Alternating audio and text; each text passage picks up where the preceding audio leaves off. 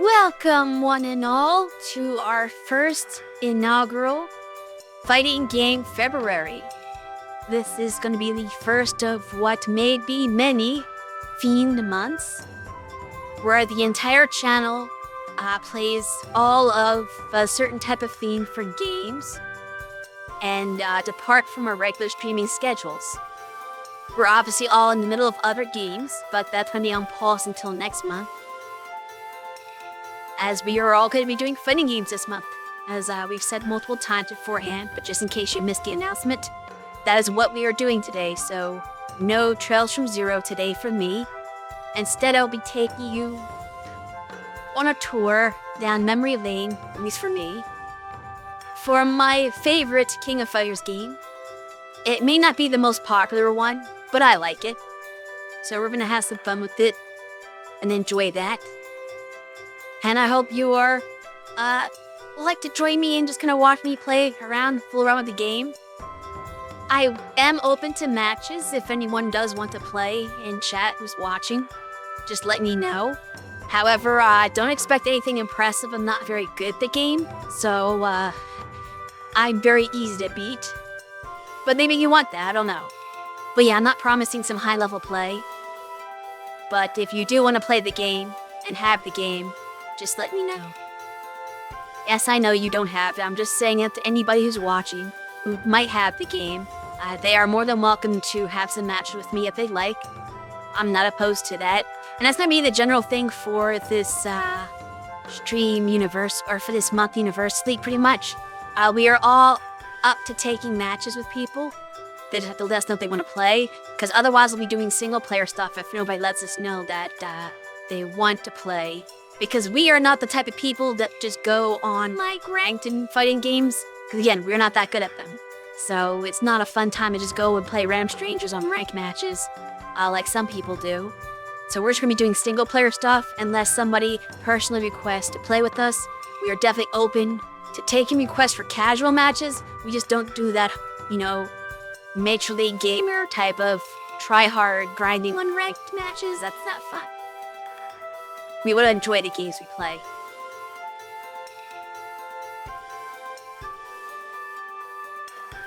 But yeah, you might notice this stream is starting later than normal. Some people, I think, might have missed that memo from last week when I announced that. But yeah, we're about 3 hours later just because I cannot play a fighting game for 6 hours. So I figure instead of just using the beginning of the time block and ending early, I'll just use the second half of the time block instead. So we'll still be ending around the same time as normal, we're just beginning later. But who knows what'll happen. If I get a lot of people who are willing to play the game, then it might go longer. But I highly doubt that because people don't really actively play 14. If anybody's playing King of Fighters, they're going to be playing something older, like 2002 or 98. Or they're going to be playing the newest one, 15. Like that, those are the ones that actually get play.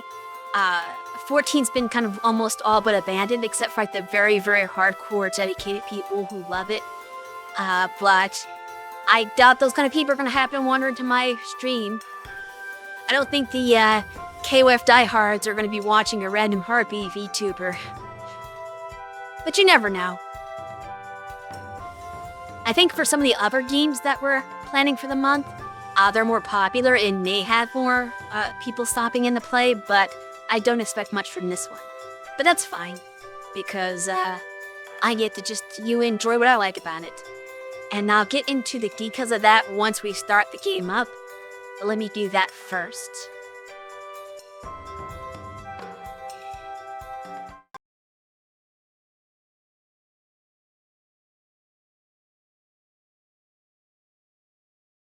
I hope that OBS cooperates.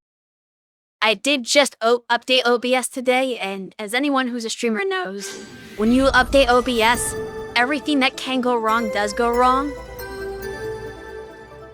That just does it jingle. Yeah, that is a load of fun to try to troubleshoot, so we'll see what happens today. The King of Fighters 14. Maybe no one else streaming this game, so you might get someone interested in KoF14 stream. Yeah, but who's interested in the KoF14 stream? Like I said, nobody cares about this game. they've all abandoned it once 15 came out. Because most people find 15 to be a better game. Also, is the game audio loud for you guys? It's kind of loud for me, and I don't know if you can hear me over it. So let me know if I need to lower the volume a little bit. I kind of might want to do it anyway, at least on my end, because I can barely hear. Sounds fine to you? Well, I need to find a way to lower it for myself, because I can barely hear myself talk.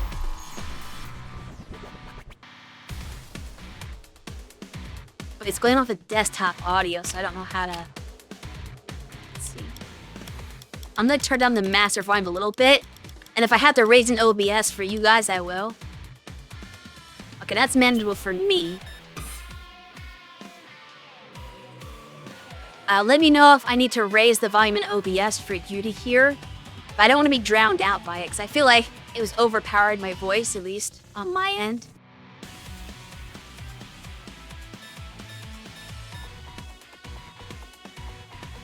Sounds alright? Okay. So, why do I like King of Fighters 14 so much? Mostly the character selection. 15 has more characters than 14. But, oh. What is the DLC not registering? That's weird. Well, I don't play any DLC characters anyway, so I don't care. But I'll have to keep that in mind next time. Well, nobody else is streaming it, so I guess it doesn't matter. But yeah, we've got the DLC purchase, but for some reason it's not showing up for me. But I don't care about this character, so no big deal right now. But yeah, the reason why I like KoF14 more than 15, even though it has less characters, the characters are more geared toward me. One of my favorite characters of all time in fighting games is this one right here, Mian. I adore Mian, and she was only exists in this game and they threw her away. One and done. So if I want to play Mian, I have to play 14. So that's why we're leading off with this. Outside of that, this was the first game to have this is the first King of Fighters to have Nakaruru in it, which was kind of cool. But she did make it into 15 via DLC, so I can still enjoy her there. So it's mainly Mian that I'm playing this for. Because my ideal team is her, Nakaruru, and Mai. Those are my top 3. And they're all in this game. If I play any other KoF, I can't get my top 3. So, there you go. Those are all my reasons. Let me get my bearings first and remember what everybody's moves are. So let me just take each character one at a time and just like fool around with them before I play anything. So I want to remember how to play. It's been a while. Especially for Mian, because I don't get to play her anywhere else. Like, I can remember Nakaruru and Mai's moves because I've been playing 15 a little bit more recently. But I have not played Mian since before 15 came out. She's got that slow move. What's her anti-air? Is it this? No, it's not it. Does he have it? Oh, that is her anti-air. It just doesn't go up. Is that really an anti-air? I guess it kind of is. Not really. Like it's a Dragon Punch motion, but it goes low, which is really weird. The strong version does at least have a kick upward that kind of anti-airs, but I don't think that's the intention. But I don't know what else you would use as an anti-air for her. We just got with this wall crumple that should be used stuff off of.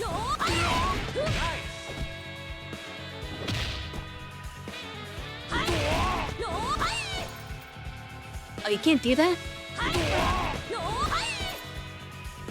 I need to do this one first. Yeah, I do like that, I guess. Can I cancel that, though?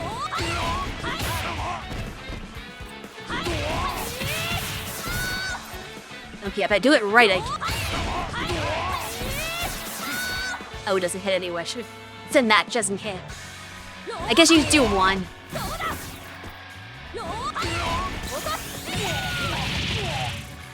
Do that.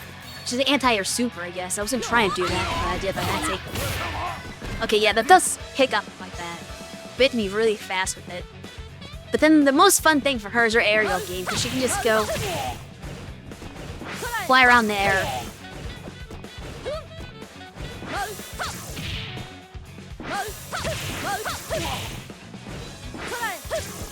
This is really fun.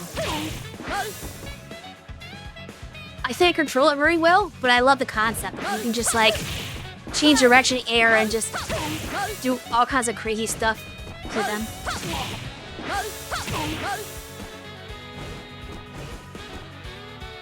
Very fun playstyle. I wish I had more time with the game to like actually learn how to use her properly because she's very fun to use. I'm just not good with her. I haven't had any opportunity to really get good with her.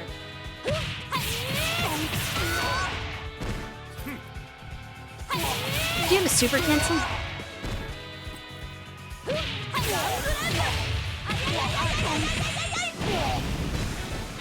She's got that one. I mean, her other one's that. So, Yuri's pants are blending into the back half of the stage. I mean, kind of.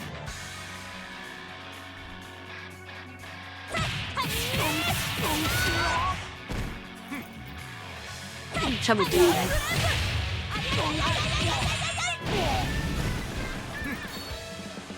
Okay. I forgot the wait, is it this? I'm gonna set the right input. That's what I'm doing. I'm doing the wrong motion. I'm too conditioned to do stuff like you do in 15, where I forgot the way 14 does moves. Let's start. Okay, that's not. Oh wait, I think I know what it is. Wait, let me try this.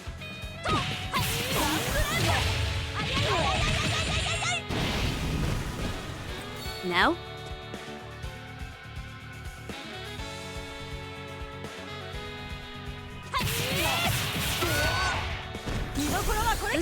Oh, that's the input.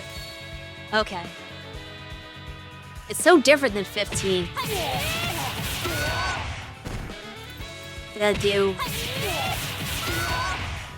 Okay, no, that doesn't work.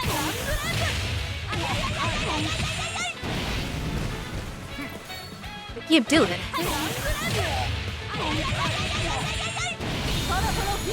There it goes.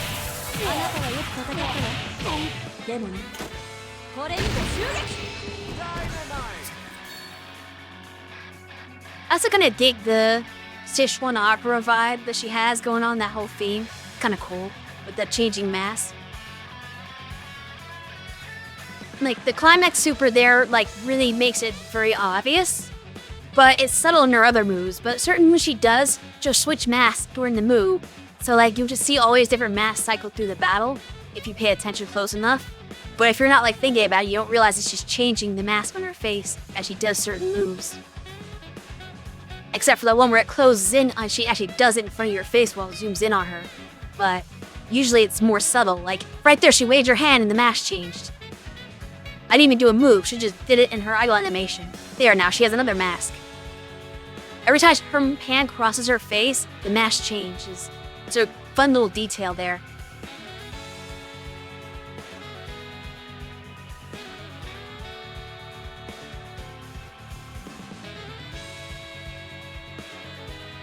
I mean, just now I looked at chat. You couldn't have said that long ago.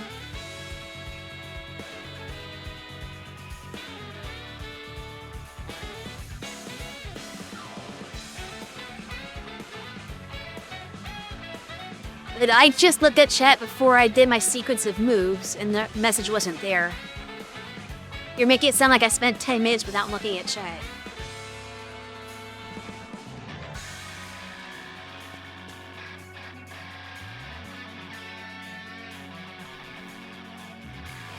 The game is dark on stream? That's weird. Because OBS preview doesn't show it like that. No, it's not this. It's not dark. I don't know. I think there's a bug in the game capture for this particular game where it messes up. I think I remember hearing that before, where it messes up the way the game looks. But I don't know what to do about that. Because if I look at the preview window from OBS, it looks fine. But apparently when people see it on stream, it doesn't look fine. So I don't know.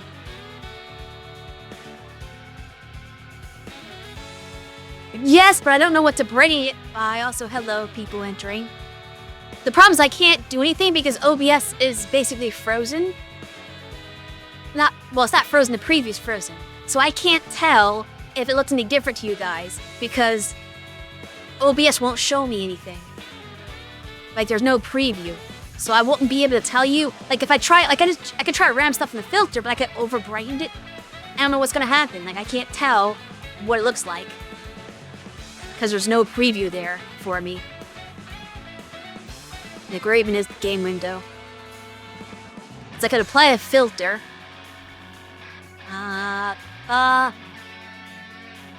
What is it called? Is it color correction? Or it's like turn up the brightness? But doesn't that just make it look washed out?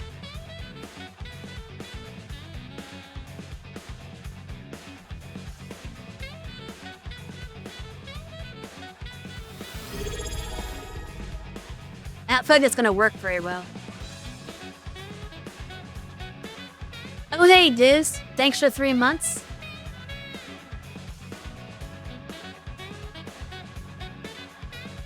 Right there is good? Okay. Yeah, I can't tell, so I'll have to trust the feedback of people who know what the game's supposed to look like, because my OBS will not preview the window at all. So I'm in the blind here. It's a common problem. Yeah, I've heard about it before. Back when we first started shooting this game, like, when it came out on PC, that was like always an issue for this game specifically. But I don't know the settings for that because we haven't streamed it on this computer before. Turn up the gamma. I think that's what I did. No, you'll never do it 1:1. Even if you like do the gamma correction that the Flashy is suggesting, from what I remember, it will never look exactly like the game is supposed to look. It just kind of gets it not as dark.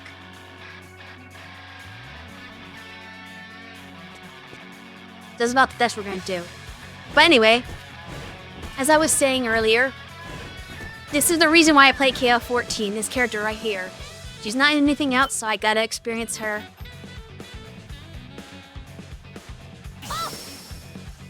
Oops, I did not mean to hit that button. How do I exit out? But yeah, let me just, I shouldn't need that. I want to just go back to training. I shouldn't need any practice with Nakaru or Mai, because they're in 15. But I will do a little bit with them just in case. But their moves are basically the same as always. There's nothing I need to worry about with these characters. Diana's awesome, savage. Yeah, I was hoping she'd be like DLC or something. She's an SNK heroines. Heroine? Like the drug. Formerly known as KoF. And formerly KFAS. Yeah, oh yeah, that's right, Mian was an all-star. And she's in, yeah, heroines. But I don't play those games. Well, All-Star you can't play anymore. And I don't play SNK Heroine. Heroines. So, as far as actual real KoF games, this is all you've got. But yeah, you've got the simple, throw the bird at them. So here's a fun fact about Nakaru. When this game first launched, this attack right here was the most broken attack in the game.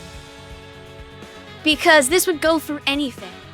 Like if your opponent threw a projectile at you, the bird would not only go through the projectile, but would continue traveling and still hit the person. Even if it was a super projectile. So they could spin meteor and use like a Haosho Koke or some other super projectile, and the bird would just eat the projectile and still hit them. And you spend no meteor to do that, this was just broken. The bird beat everything. It was great, and I wish they did not hatch that out, because I love that. Justice for birds. Any closer to do that? The only thing she doesn't have in this is that move where she like swings the cloth around. She doesn't have that in this game. So that's the only thing I'd be missing. I can't rely on that, but I can still do like the rest of her stuff. She does have the roll thing, at least. She's got that. Pepper's Flower remembers. Technically, you gain meter. Yes, you do gain meter because it's special. Any special that hits gains you meter. Say you're always winning. Oops. I don't want it. It's hard to do. Oh, that's right. She's missing a super too. She doesn't have the cool. There's a super I like in 15 that she doesn't have here, where she starts like going crazy on them with the knife, and then the bird joins in and attacks too. She doesn't have that. Like her supers in this are. We know she does have that super. Well, it's different in this one, but I guess it's a similar super. It just doesn't have the bird part to it. Her right arm is broken. No, that's just her weird fighting stance. She's actually she's actually she pulls her she pulls her kodachi from that arm and then feeds it to her other arm to swing. It's really weird, but she like passes it from one hand to the other to swing her weapon. Yeah, reaching for her. I guess you could call it a dagger. It's not quite a dagger, it's not quite a sword. It's somewhere in between the two. But that's the basic part. She's always at the ready to reach for it, and then she like pulls it out, gives it to her other hand, and then slashes with the other hand.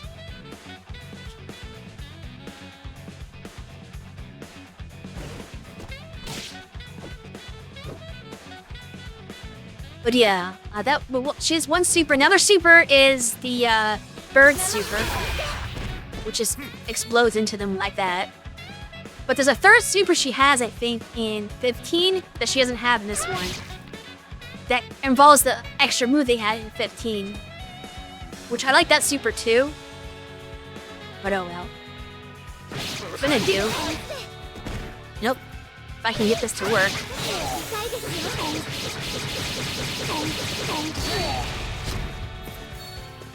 Okay. Now I have to remember how to do her climax super. So here's the biggest downgrade of 15. Her climax super in 15 is nowhere near as good as the one in this game. This is another reason to play 14. If I can actually pull off the combo.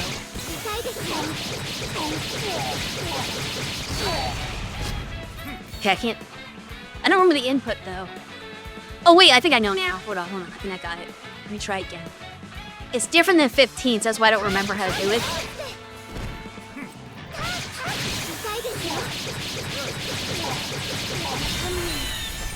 There it is. Look at this. She becomes the bird. How can you get rid of that? That's the best super ever in fighting game history. Exactly. Like she just merged with the bird and she flies around.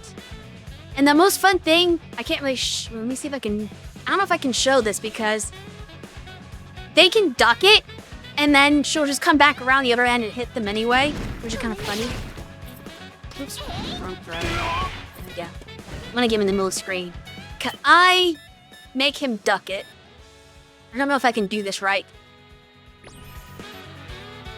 He might, I don't know if he's short enough either. He might be too tall for this to work.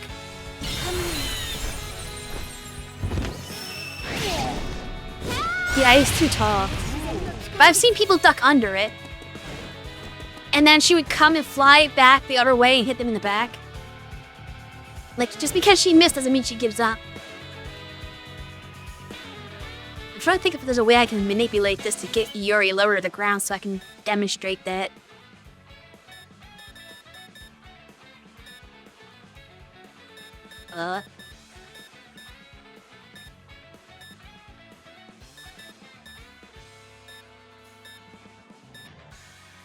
Is there really no attack?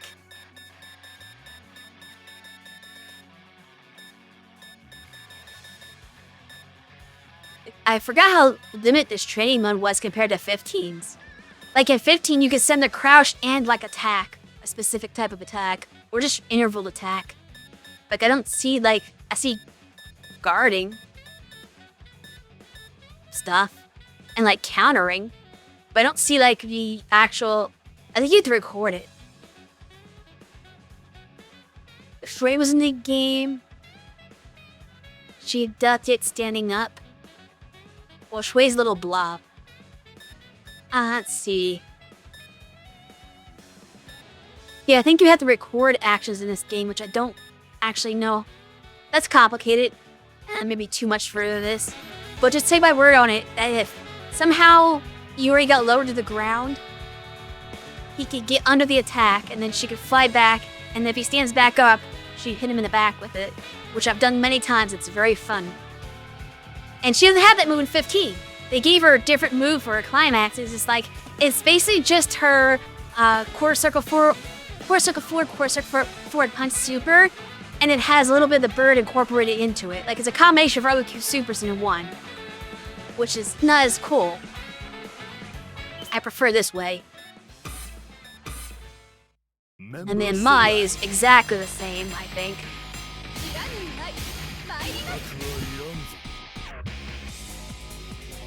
Mai is just Mai, where she just does her Mai things.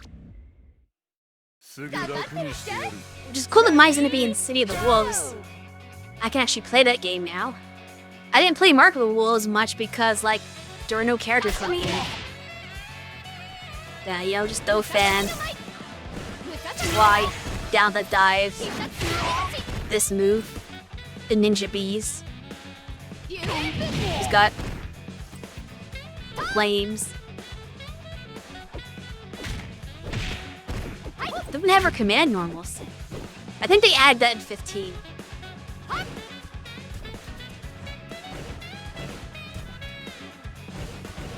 And she can wall jump.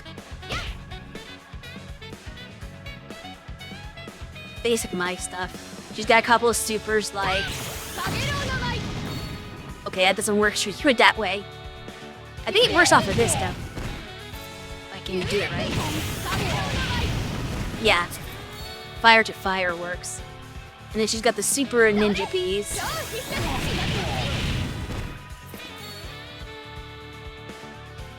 And then her climax is just... Don't jump because you will get hit. How do you do it in this game? I think it's... No. There it is, that combo.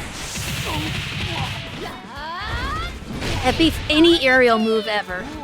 So anytime somebody jumps on me and I had meter, I just do that move because it will guarantee you wins.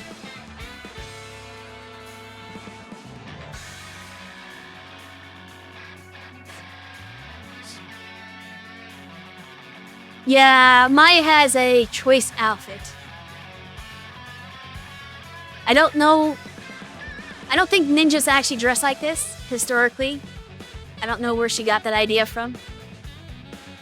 Her seasonal design is way different, though. She's actually wearing like a jacket and stuff. A leather jacket.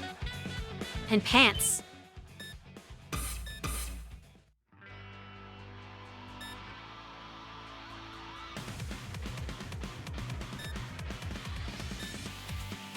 Anyway.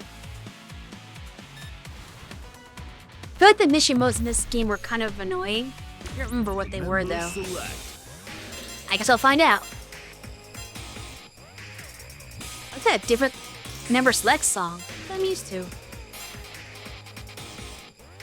I've already done all these. I didn't remember doing this, but apparently I did all 4 of their trials. Even Athena, which I didn't show off yet. The checkmarks in cab finished them all already, right? So it must not have been that hard. Yeah, I did all of them. So much for that. I was gonna say, oh, let me do the trials. Nah, I've already done them.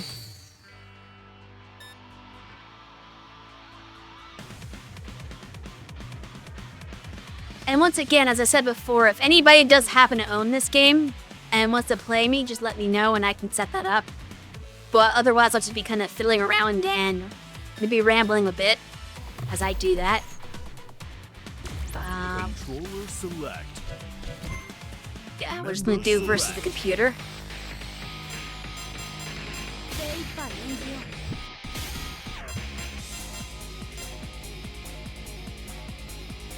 The computer is gonna be my friend fighting today. But yeah, get this cool outfit.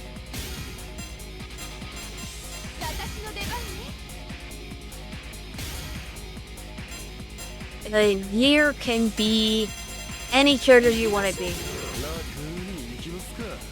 Okay, one of them happened to be Verse. That's maybe not the best random select I've ever gotten from my opponents. We're just gonna random select the final boss. It's fine. Oh, you're gonna pin first, of course! Thanks. Thanks, computer. I gotta fight the final boss before I fight the rest of the team. This is gonna go well.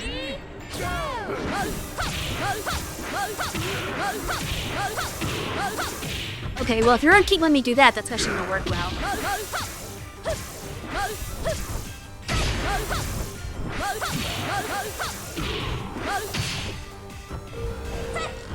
Okay, you got tired of that.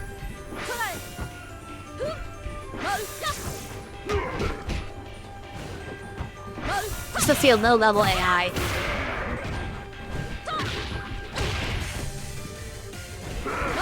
You're not actually fighting me, really.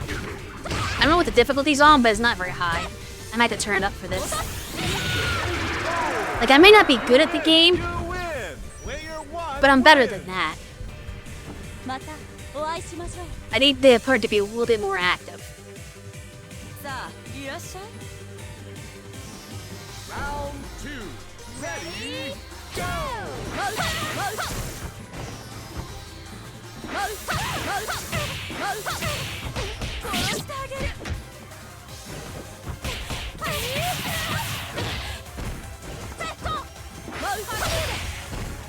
Okay, I can't really go over that.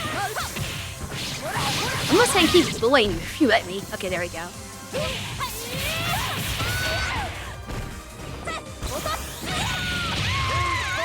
Okay, those active, they'll take it. Player 1 wins.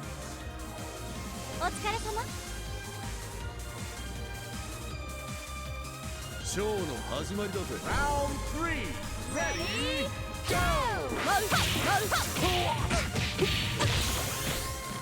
Oh, they can auto combo on me. Okay. Gotta use a unique mechanic for this game, I guess.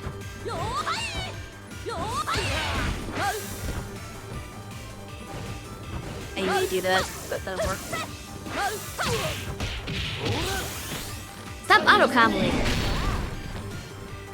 Alright. Okay. This might be dope. That is gonna kill me there.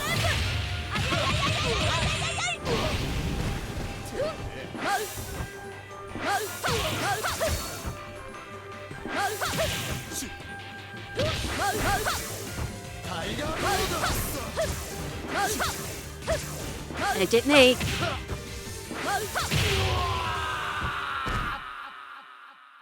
And I need to turn the difficulty up because that was too easy.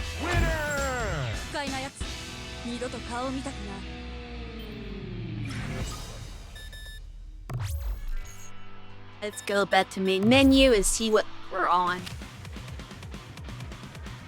Level 3. How many levels are... That was 3? Out of 5. Okay, we'll try 4 then. Oops. I hit the wrong button.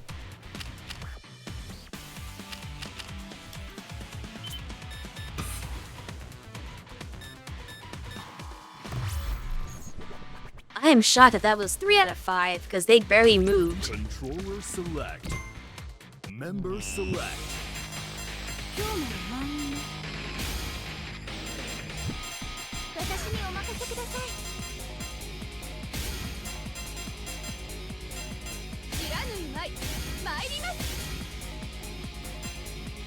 Alright, random again. Order select. Let's see how tough it is on 4. I pick random they give me the train stage. Round 1. Ready, go! Still not moving. Okay, maybe they block now. We're smart enough to do that. That's an improvement. Well, maybe not. Okay.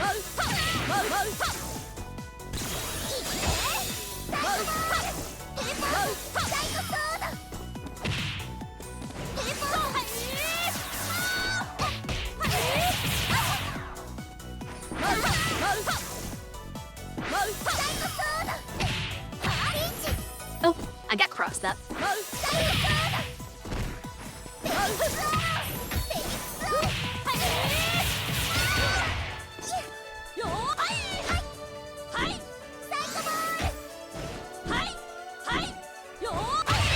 Oh, incredible! Furnace stage is the best stage in every game. Yeah, no. またお会いしましょう。 Let's have a blast! Round 2. Ready, go!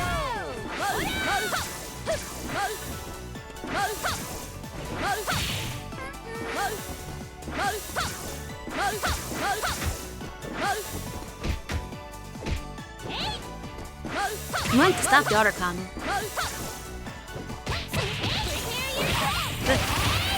Got me that time.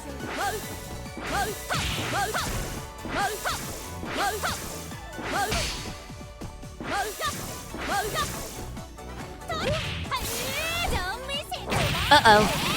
I thought I comboed into that. I did not, clearly. You're mine!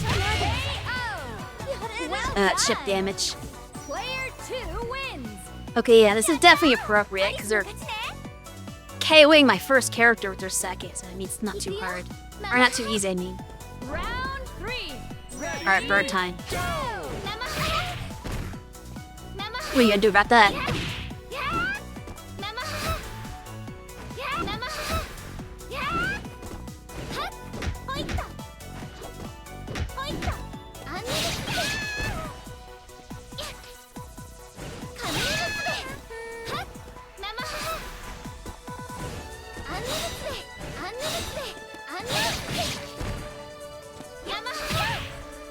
You have no answer to the bird.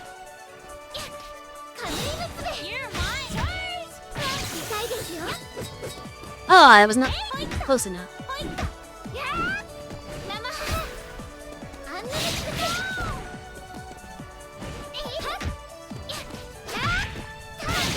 Oh, we have a winner! Player 1 wins! 大自然のお仕置きです。燃やしてやるよ。 You might have gone past my Mian, but you're not getting past my Nakaru. Ready, go! Okay. Get this one way, deal with it. Just roll through it.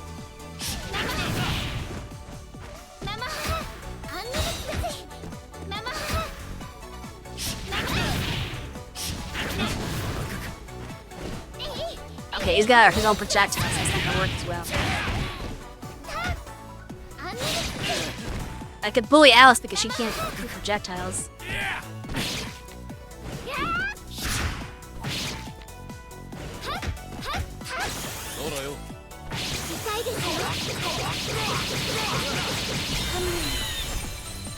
Bye bye. 自然の力です。 Winner! 軽いシュ He lost the moment he took his sunglasses は off. 足りてないのですか？すごくイライラされてましたので。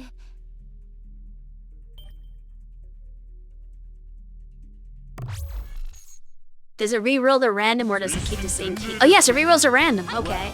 So I get to fight random opponents each time this way.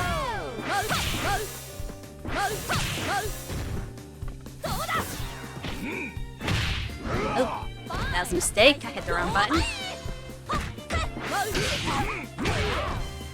Okay.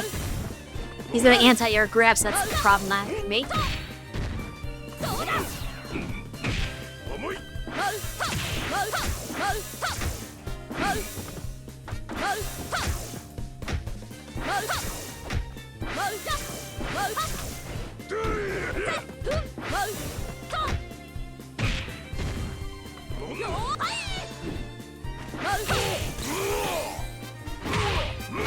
Really? I hit him, and he was able to recover and grab me with a super.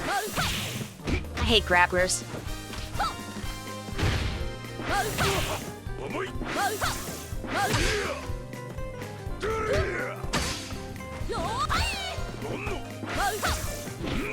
Just wait until I start using fireballs on you. I don't have fireballs, but wait until I start using birds on you. One wins.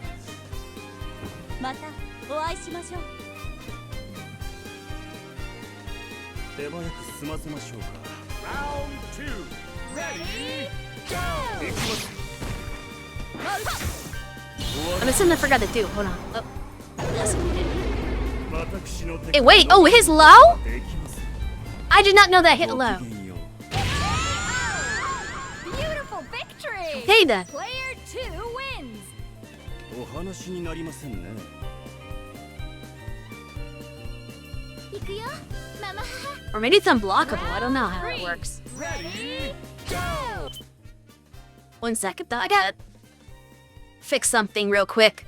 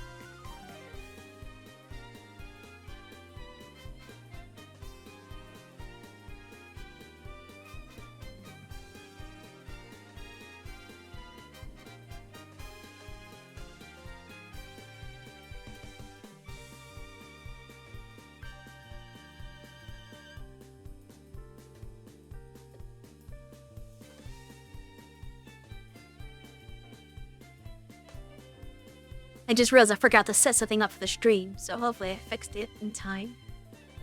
Alright, that's a match. ママ母行きますよ。ビショップ。アンネルステここからアンネルステここから Oh, が geez. したいですよ That was a mistake. I should not have done that. I deserve to be punished for that. アンネルステママ母やーカミングス He keeps doing that. I can't bully him. アンネルステママ母アンネルステアンネルステママ母Ah, the bird nuke missed. ママ母アンネルステママ母 Okay, Keep rocking. just had to cheese it out. Player 1 wins. 大自然のお仕置きです That one was close. Oh, but Andy's a loser. This will be Round easy. 4. Ready, What are you gonna do? ママ母えいアンネルステママ母カミングステママ母アンネルステアンネルステ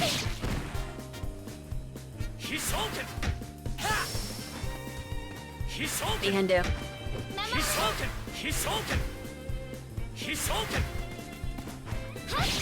アンネルステアンネルステ痛いですよ I bet the firm on that one. アンネルステ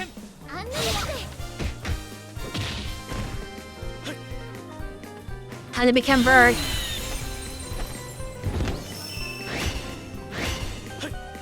Oh, he blocked both ways. Of course, AI would do that. Real people don't think.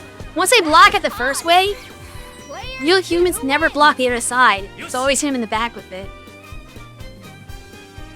But they keep hitting your nose because of obviously the game knows how the move works. Final round! But I'm just not used to seeing it block the second way.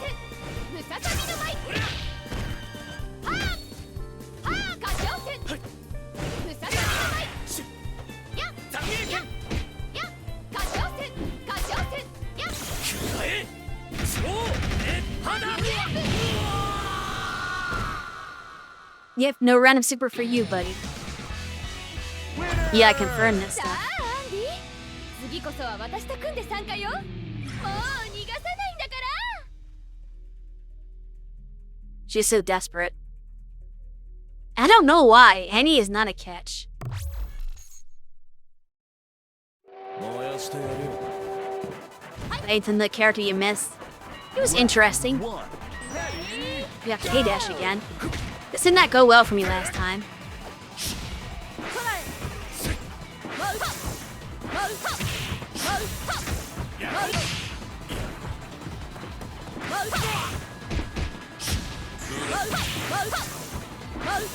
Somebody needs to throw him away.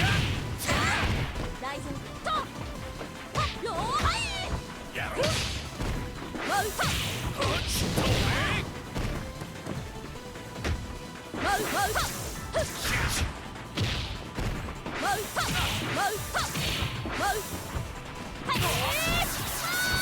よDon't know why I used that version of that move. Oh, I tapped in super from that. Oh, that's okay. We beat him anyway. Player 1 wins! I got Benimaru. また Benimaru can be tough. We'll see how the computer uses him. 始めようか Round 2. Ready? Go! Lightning kick! That's the thing, he's got anti-air, electric orb I'm worried about. Hey,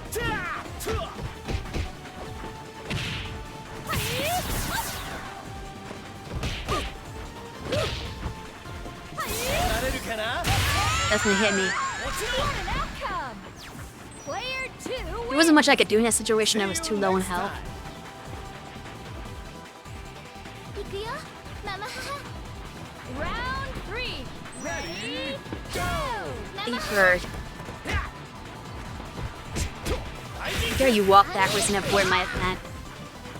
生母はっはっ生母あんなについあんなについカムイ娘あんなについ生母あんなにつ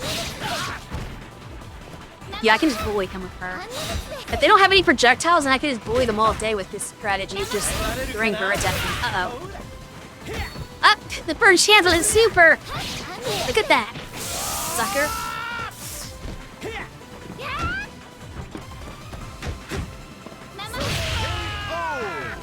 Knockout! Get out of here. Yeah! Player 1 wins! 大自然のお仕置きです Here's another character that should never return. Round 4. Ready? Go! Midget Freddy Cougar.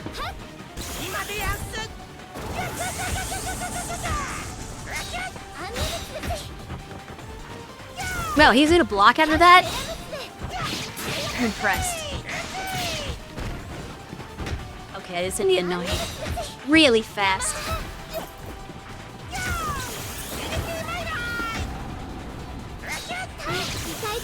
Flip punch. Okay, there we go. I should have done the bird move from that, but I don't want to waste all my meter. Actually, he's the last opponent I should have done that. Miscalculation.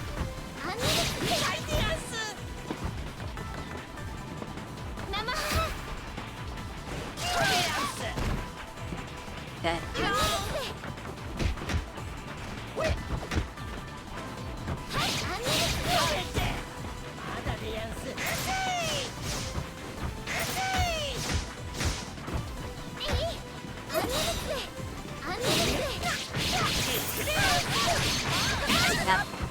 ここからです生母アンニルスレアンニルスレ生母生母 Well, even if you win this round, you lose. So I'm not worried. アンニルスレ生母 Whatever. was hot. They're gonna get no health back. Player 2 wins.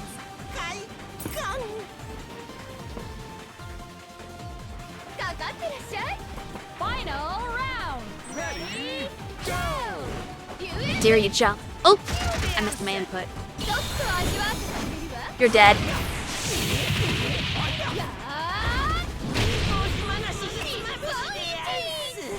ー All you have to do is be in the air and you're done.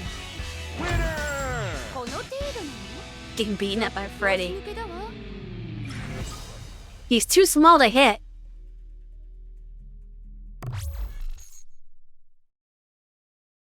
いざ尋常に勝負 Round one. Here's wannabe ninja.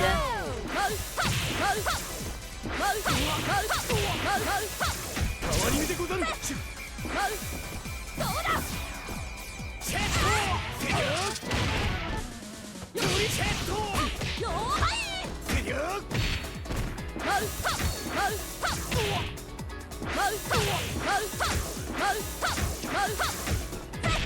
なんのなんのでいささ忍法叩き返しよーはいとよーはいと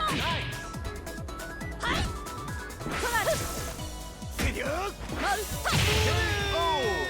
Good job! Player 1 wins!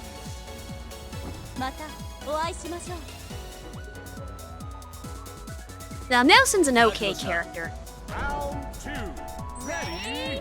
He's got like a mechanical arm. It's interesting. Mechanical arm boxer dude. Like nothing too special, but he's not terrible. That's gonna hurt.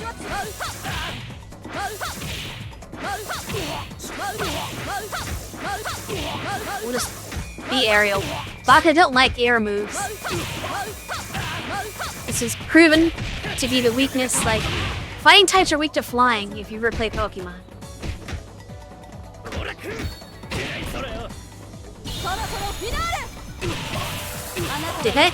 Thank you. でもねこれには Awesome finish!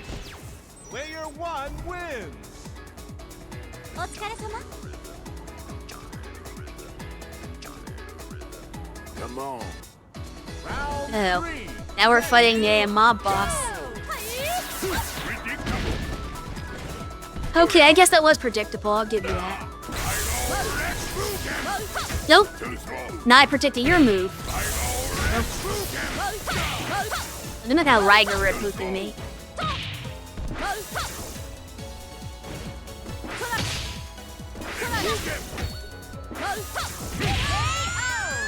Oh well. Well done Player 2 wins At least I made him waste a lot of meter. いくよ Not bird time. Round 4 Ready Go 生 Double red Bookem! あんなにきつい生生あんなにきつい生 Too strong! 生あんなにきつい Stand up! ここからです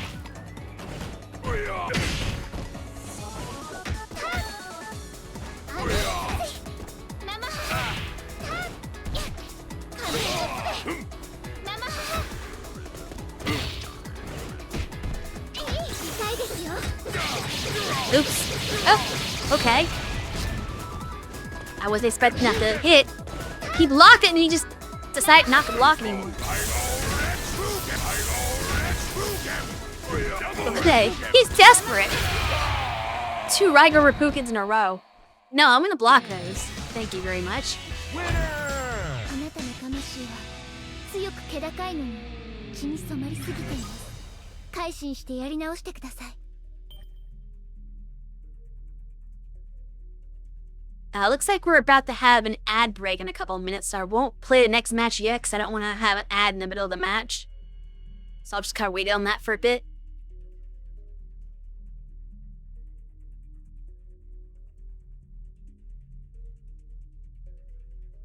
But hopefully you are all enjoying watching me mash buttons.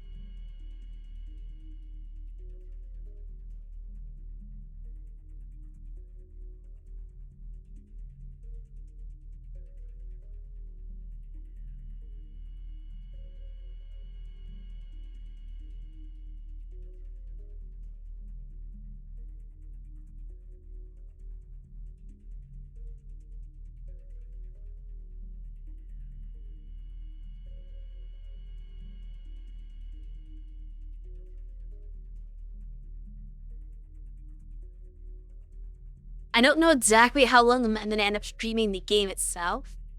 Just because, you kind of get bored playing the PvP after a while. And there's basically no online presence for this game. So it's not that I can actually find people to play. But I'll keep at it for a little bit longer. And I might just do a just chat segment or something. I don't know. We'll see.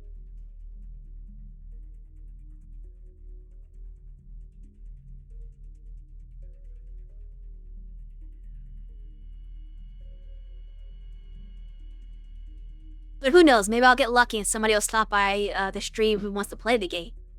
Then I can get some matches in that way.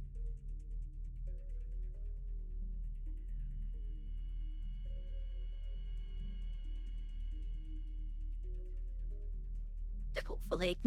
I mean, I'm not holding my breath for that, but it's always possible, we'll say. You never know. Someone might wander by who actually likes this game and wants to play it with me. One of the 20 people in the world who still play this game.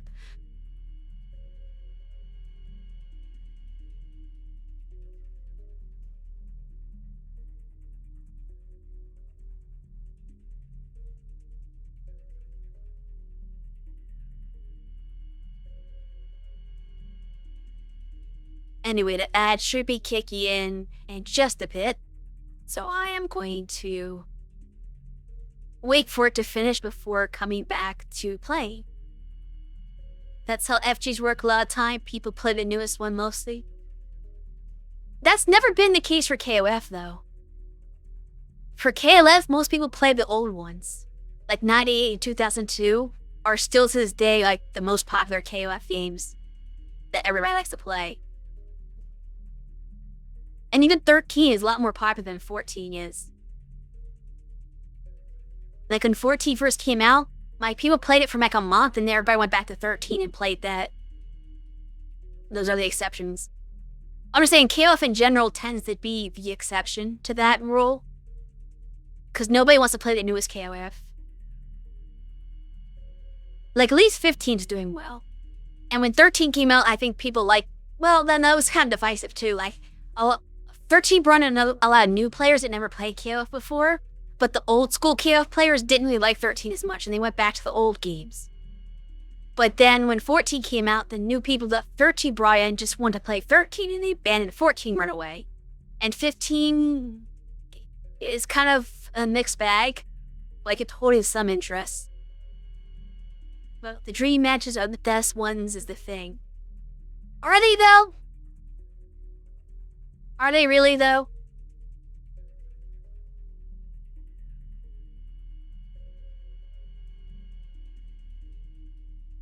If you ask me, this is one of the best ones. But I know I'm in the minority of that opinion. Most people don't think 14 is that good of a game. But I would take this over any dream match. Personally.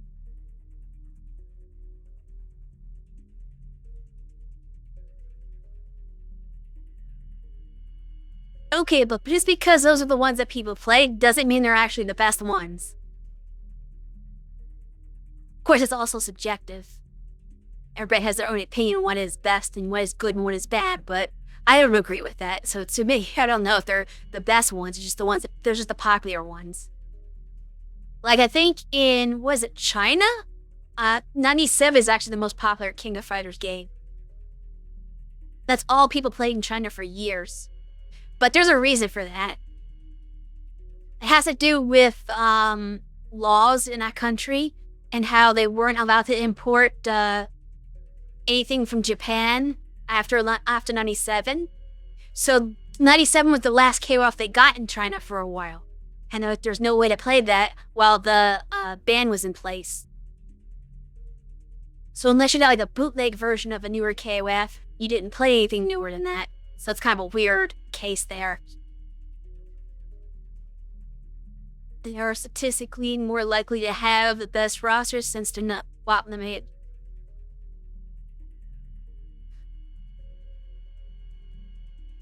They have 98. I mean, now I think they have everything because the ban's no longer in effect. 2000 onward. Really? I've always heard that 97 was the last one they had before the cutoff. And that's why 97 was the most popular in China, was specifically because they didn't have 98. I don't know if that's true or not. That's what I was told a long time ago. That could be like BS. But anyway, we're back from ads, apparently. I mean, 99 wasn't a good game anyway, so they weren't missing out on much with that one. The Nest Korean. Nest didn't make, or Korean didn't make all of Nest. SNK made 99 and 2000. Korea didn't get involved until 2001. Basically, Eloif made 2001 and 2002. That was a Korean company. But everything before them was made by SNK themselves. And the SNK went back to making them in 2003.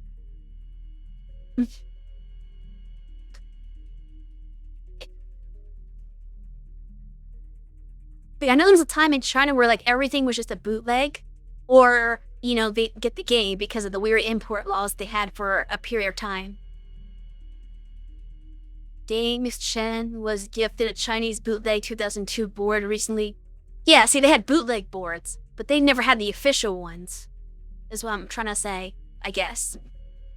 So it was there's less access to it. So they kind of just stuck to 97 because that was like an official version that they got.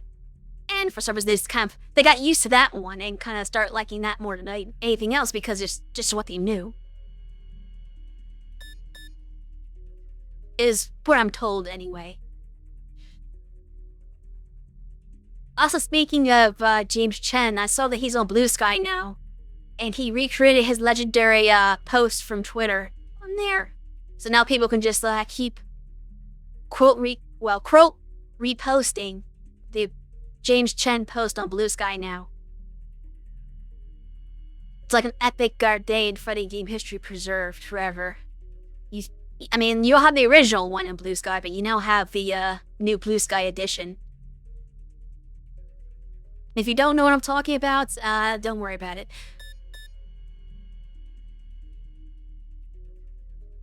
But yeah, as to what Kyugi was saying, statistically, yeah, I agree that dream matches can have the best roster potential because they're not plot limited, and other KOFs had the plot to be concerned with the rosters. But as of 14, SNK is like, yeah, screw that. We'll make the plot bend to the characters you want to put into it. Like, they brought back characters from the dead, they brought back characters from the past, from Samurai Shogun and stuff like that aren't even alive anymore. They're like, we're throwing everything out the window, who cares? Every game can be a dream match if we want it to be. And we'll just structure the plot around that. So that's why 14 and 15 have such good rosters that kind of make the 98 and 2002 ones no longer necessary because they're not even limiting themselves to anything. They're just like, well, we'll just do whatever we want.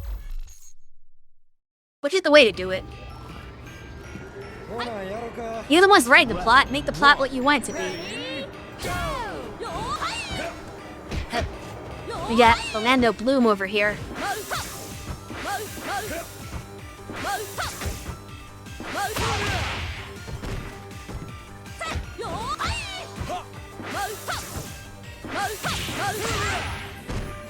Okay, I can't do that. He's got Kuga for me. I guess I did a heady version of that.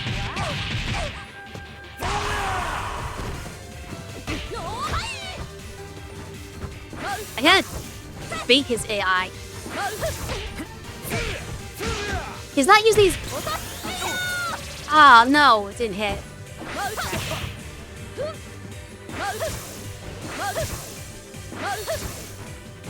I'm trying to get him to do his dragon punch when I do a dive, but like not dive into it, if that makes any sense. But he's not doing it when I want him to. Oh, jeez. I think the AI got tired of losing.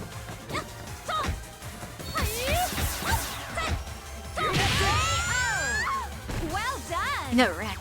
Player 2 wins. 14 barely touched on that. 15 went further. I'm curious what 16 did. Yeah, I'm actually curious myself. Round 2. But only time will tell.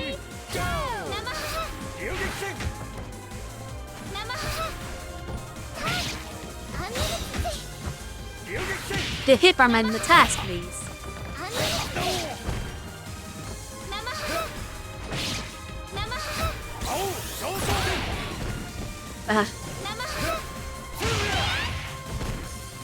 Really?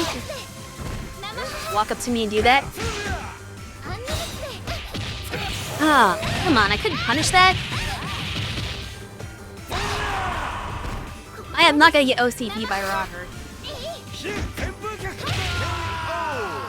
Good job. Go away. Player 1 wins. Your dashing good looks cannot save you. さあいらっしゃい Trying to get all the Street Fighters here? Probably not. Ready, go.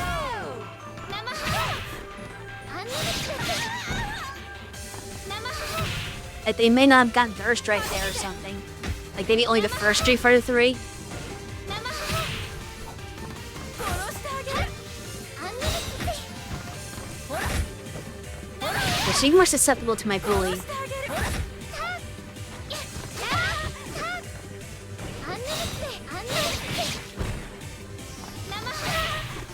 連れて行ってあげる 殺してあげる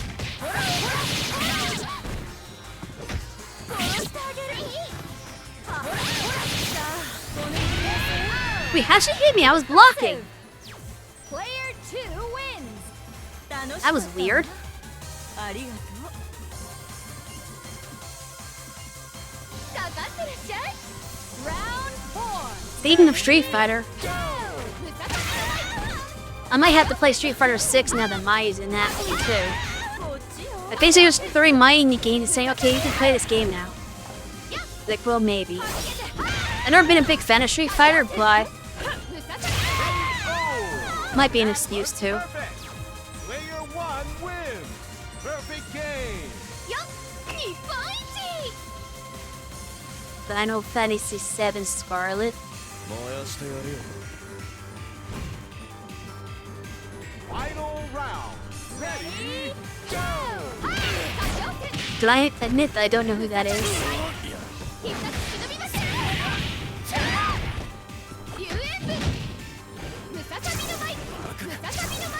Early hot take, Mai will be mid-tier in Street Fighter 6. She very well might be. Not that the hot take, what, just a prediction. Wow. He sees that opportunity.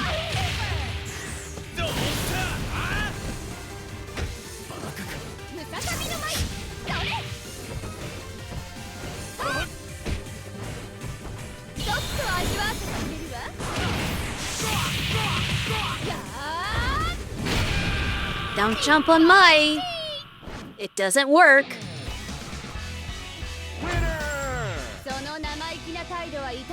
Her fan doesn't kill fireballs. Weird design choice. Me, her fan doesn't kill fireballs. In what game? In Street Fighter? That is kind of weird because her fan's supposed to be considered a fireball. In KoF it does. Ready, go. The person that watching the fight with the dancing mascot in the background. I didn't even know the dancing mascot in the background because I'm busy actually trying to do the fight. Hey, it's your favorite boy, Jan. You're a dino. Yeah, watch this fight. I might make this dinosaur go extinct though. Sorry, not sorry.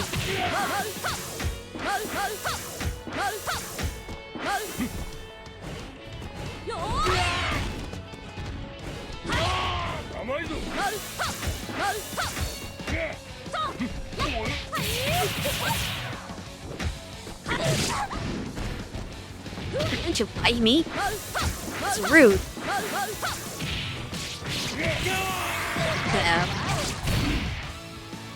Hey, I said if I make you go extinct, don't make me a liar. There. Rocky. Player 1 wins. Street Fighter 6 Terry is mid 2. I'm playing at difficulty 4. Round 2. Ready?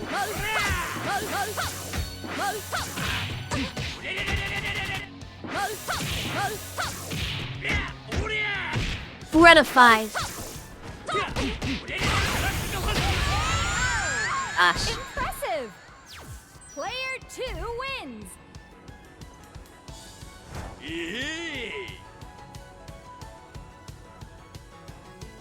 What, do you want me to put up the 5?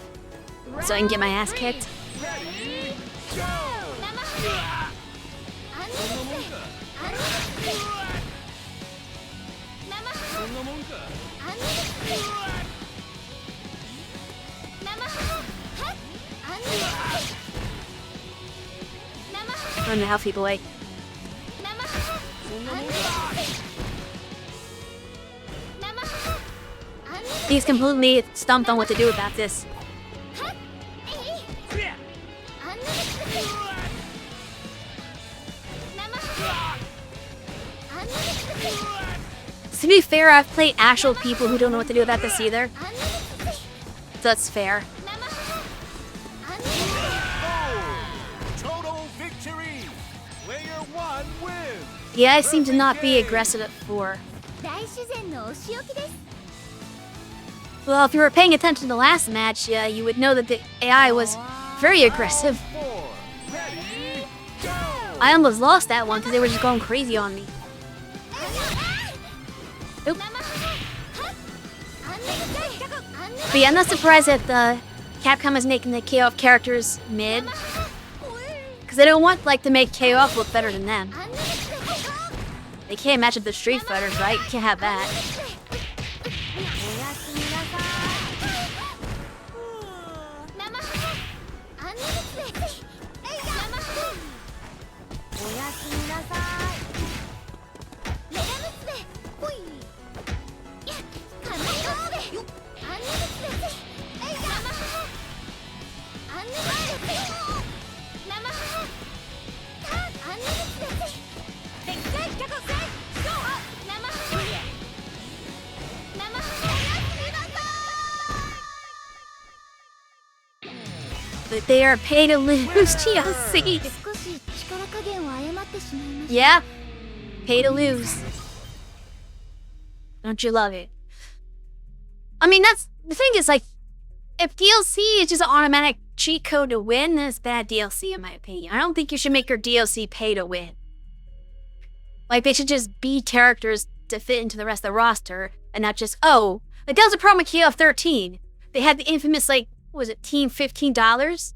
Because you bought the 3 DLC characters for $15, you basically owned everybody because they were the best characters in the game. That's bad to me.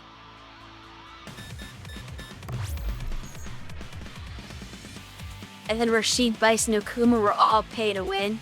Yeah, that's bad design though.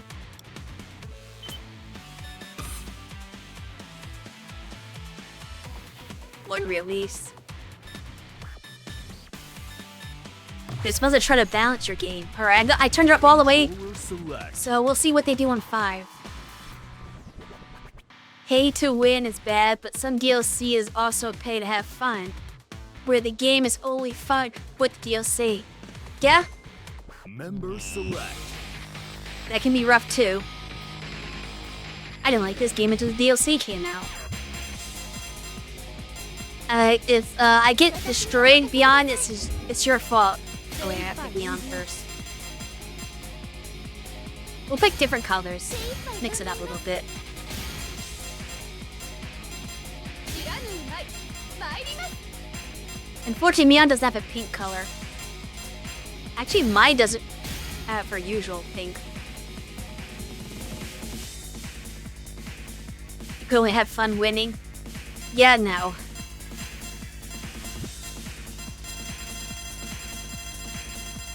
If that is your philosophy, that is sad. Order select. I'm good as long as it's not one-sided, but it's thinking about more just FGs.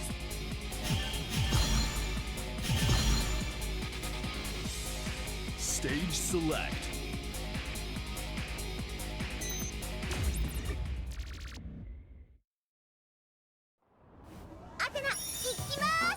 Round I guess this color one. works. Ready? Alright, let's see what little Fathe is like.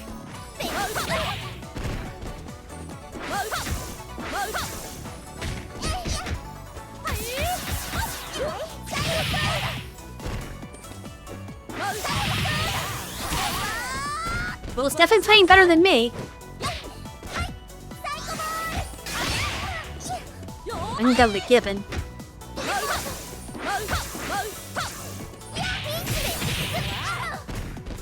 We get combos. Well done! Player 2 wins! 完璧でしょ行くよママ母 Round 2! Ready? Go! ママ母アンナルスでアンナルスでサイコボール Well, are they aggressive enough? Beyond. ママ母アンナルス That was. サイコママ母はっサイコボールアンナルスでママ母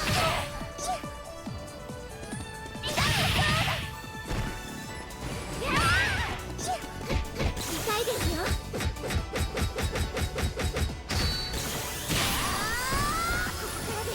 Count that perfectly. アンナルスでサイコボール生母アンナルスで生母タッ痛いですよ生母アンナルスでサイコボール生母 I'm Jeez. so excited! Player 2 wins! Yeah, without losing. Badly. かかってらっしゃい Round 3! Ready? Go! カシオテ That's what happens when you turn up to max difficulty. カシオテ I can't really handle this CPU at this level. 負けられないカシオテ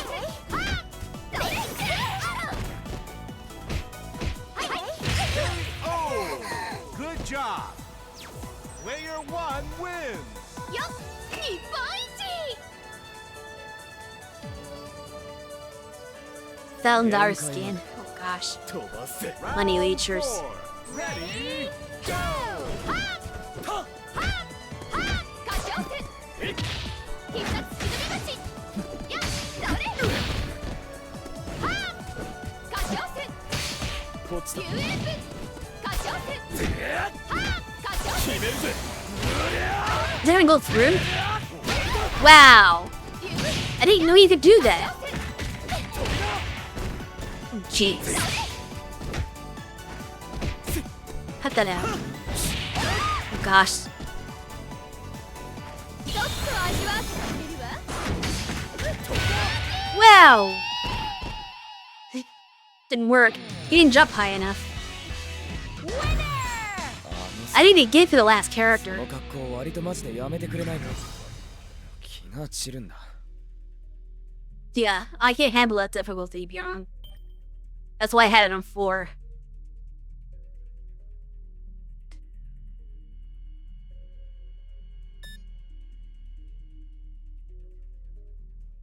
I didn't even come close. You saw that. Like, I didn't even scratch the second character in the team. I told you, Arrow, when I started the stream, I'm not good at this game. I just like it. Yeah, somebody's hosting lobby in this game, I'm sure.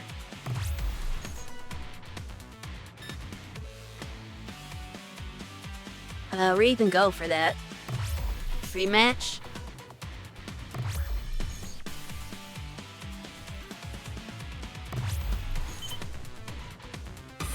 Nope, no rooms. Yeah, nobody plays this game anymore, it's abandoned.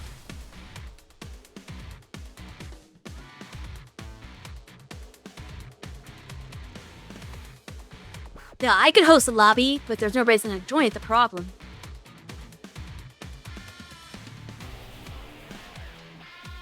Come on, chat. Play me. We can't rely on strangers on the internet. If you want matches for me, you need to provide them yourselves.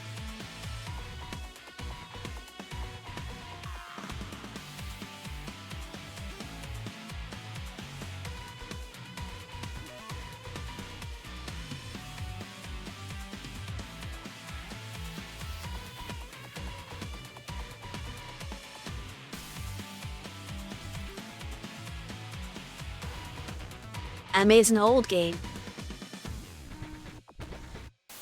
What do you expect? Theme says there are 10 people playing 14 right now. That is a very small number.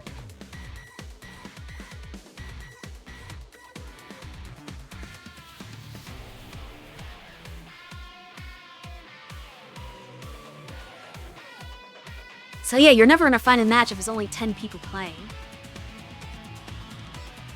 Unless all 10 of those people are playing with you, which is not the case right now.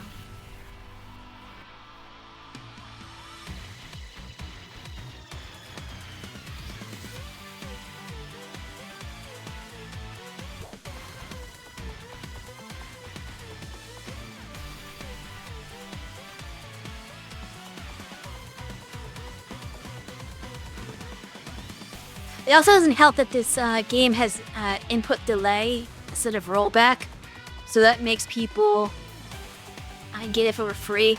Well, of course it's not gonna be free, it's not that old. Also, it would be good for you to play anyway, Beyond. It would be unplayable. Exactly. Delay, base, and still at a high pace. Or high price, rather. Yeah. So obviously, like, people are not gonna bother with it because of at least not online, because it's not as easy to play with people online. You have to be really close to them, or it doesn't work. Whereas 15, you can play with rollback. So obviously, people are gonna play that online instead.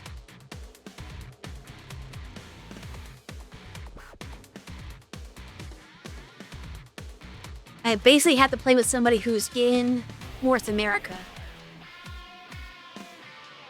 which severely limits my pool, because people in North America don't play King of Fighters in the first place. It's popular in South America, it's popular in Asia. It is not popular in North America, though. So if 10 people in the world are playing it right now, most of those 10 people are probably not in North America.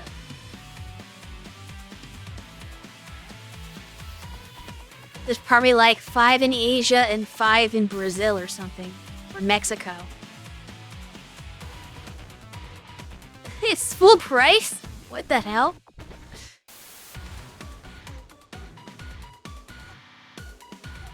Wait, 15 is free? Oh, 30. I was gonna say $0 doesn't make any sense. So 15 is half the price of 14. But you know why that is, actually?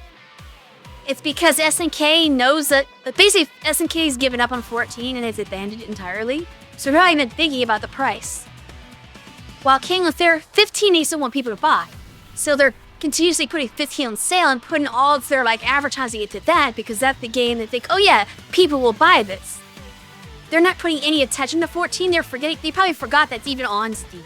So that's why it's not going on sale, it's staying at full price. They forgot to lower it because they forgot about the game. That's my theory. And they probably don't think anybody's gonna buy it even if they did lower the price. So they're just not worrying about it at all.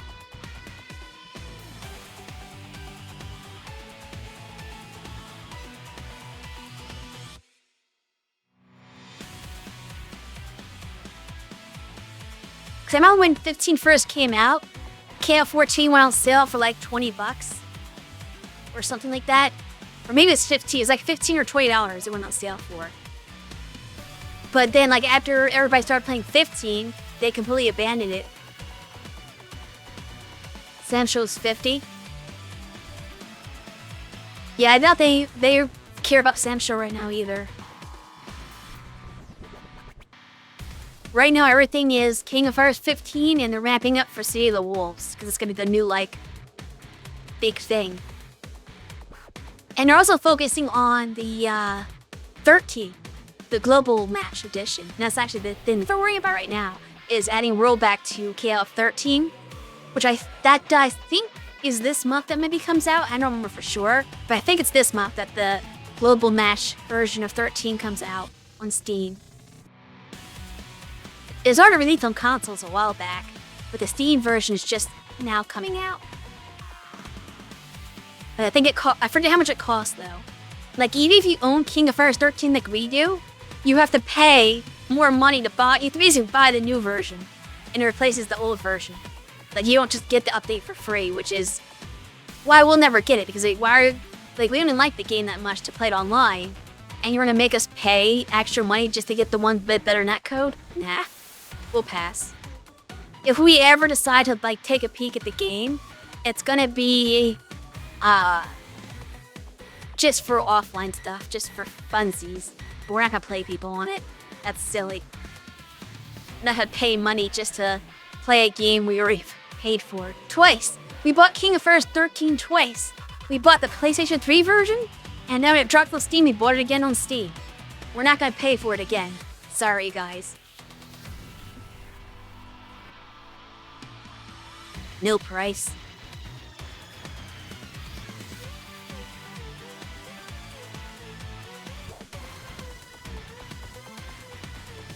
I mean, it's not listed right now, but I'm pretty sure they officially said that you have to buy. I think it's like, it's like $7. It's not like a lot of money, but I think it charged like $7.99 or something like that for it. And it's like, nah, even that's too much. I'll take it, it's free. But that's it. DLC. Yeah, exactly! The robot netcode is DLC! What the hell?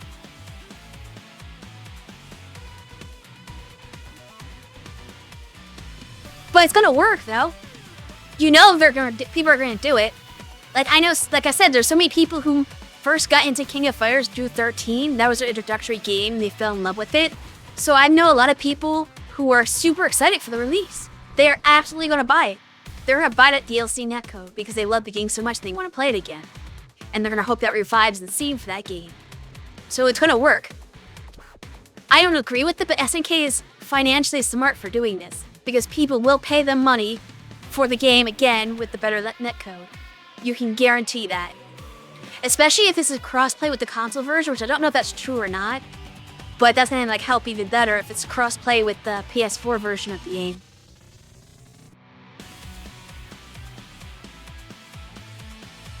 Anyway, I'm gonna do one last call for anyone who wants to play me online in this game before I close it. So do let me know in chat. This is your vast opportunity. If you'd like to have some brief matches in King of Fighters 14.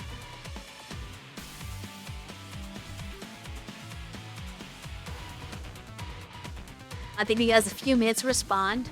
But if I don't see any takers after a few minutes, then I will conclude this portion of the stream.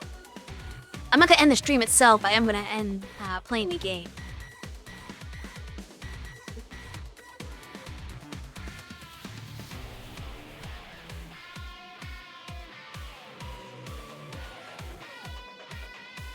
Yeah, 14. Yeah, I don't think anybody has 14 as a problem. Which is a shame, because you're missing out on the best character they've ever made, Mian. Such a tragic loss to not have the game that Mian's in. You have it just not installed. Would you like to install it? I'll wait.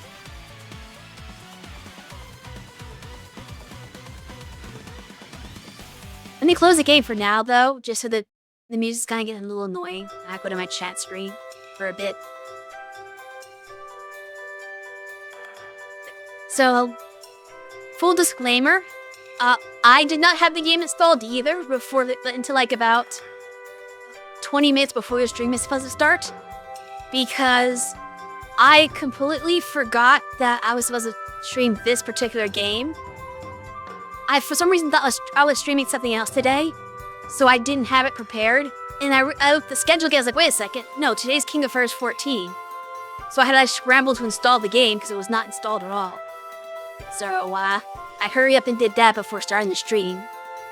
And got it just in time, basically. What's next on the list? Do you mean for me specifically or for the channel?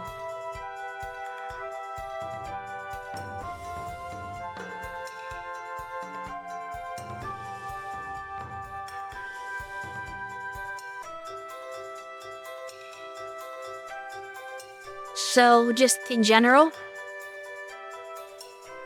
Cause, let's see, tomorrow, there's a stream. It's not gonna be my stream. But, tomorrow, what is it? I think it's Maximum Impact 2 that's being streamed. Let me just double check. Yeah, tomorrow it's Maximum Impact 2. AKA KoF 2006.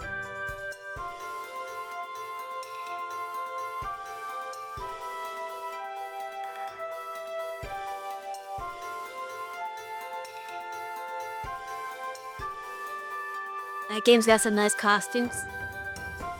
It also got some really weird costumes. Like, what the hell were they thinking kind of costumes?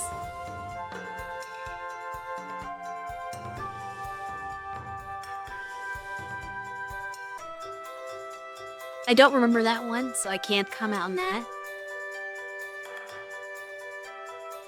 But isn't that the game where Rock has an alternate costume where he looks like a gay lumberjack?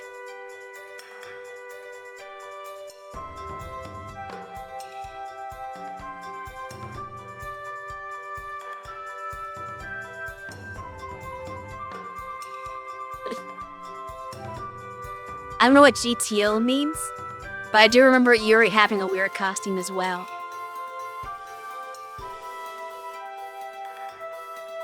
Is that the one with like the leopard pants or whatever?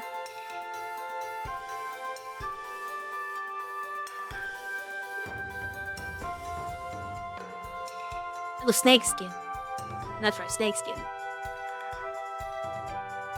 I know it's like a weird, like, animal-looking thing. I don't remember what animal. It's been so long.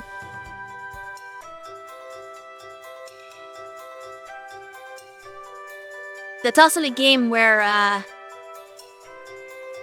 Terry just randomly curses at the end of his, story mode. Shirtless K-Dash. I mean, that's not a problem. He can be shirtless if he wants to.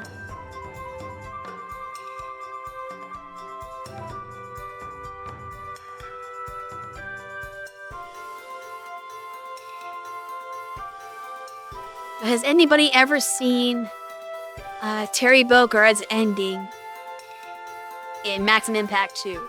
Because if you haven't, it's definitely a thing. Not as cool as the way he slapped those girls' asses in that one commercial. SAK didn't approve. That was just weird. This is funny in a it's so bad it's funny way.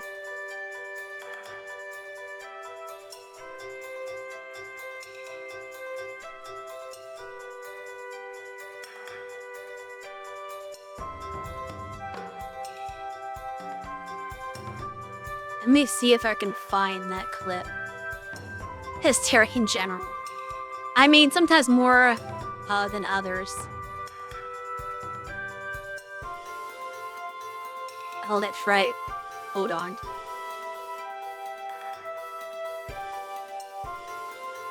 I think I had to do it in here so it shows up right. Let me put my BRB screen up real quick. I have to find the video. One sec.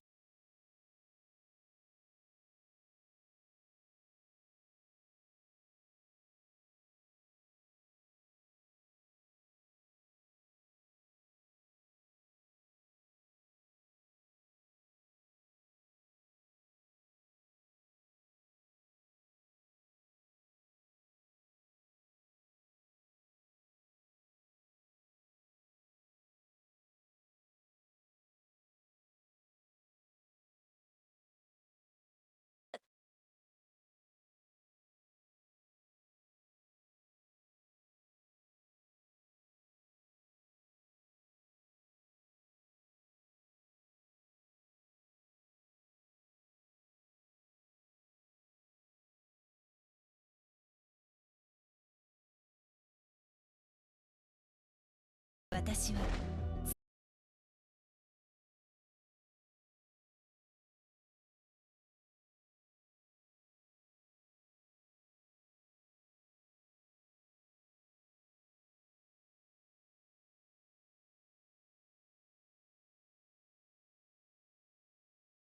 Huh.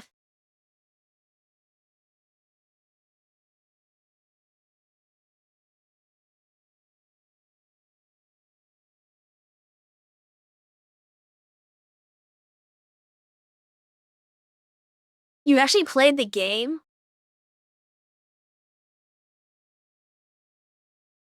It's kind of wild.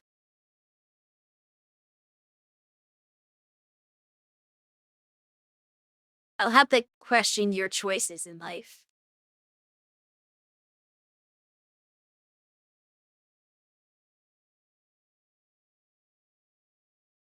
Or you're just morbidly curious.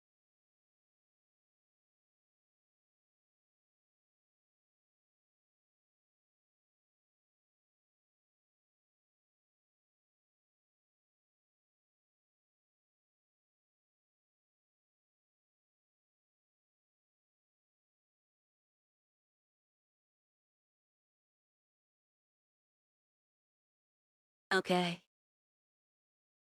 Let me get this in position first before I bring this back up.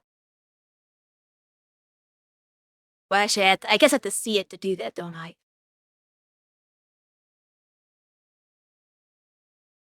I'm gonna watch this all together.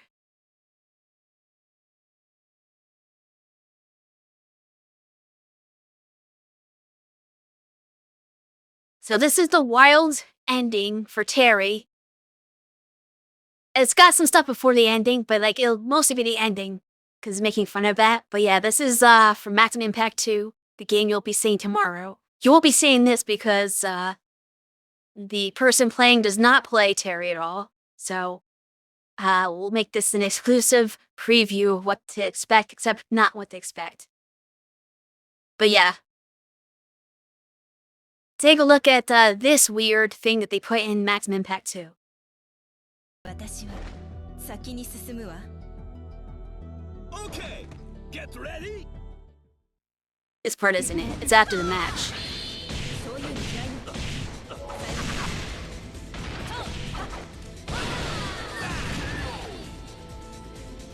Winner. Jesus. Shit.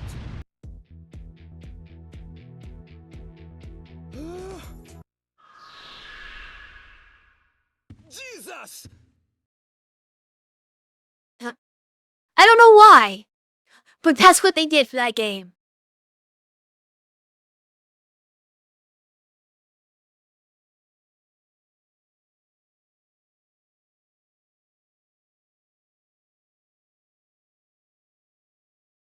And then he just says shit. And then suddenly the building falls apart. The end. Oh, Terry never changed.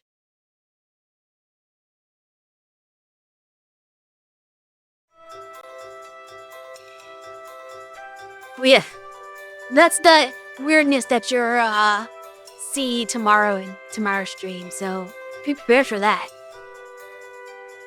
You wouldn't mind if he changed?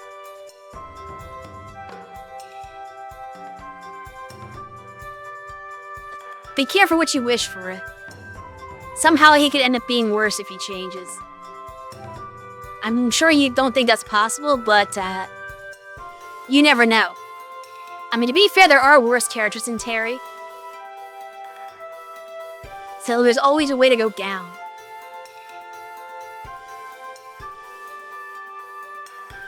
Yes, exactly, Andy.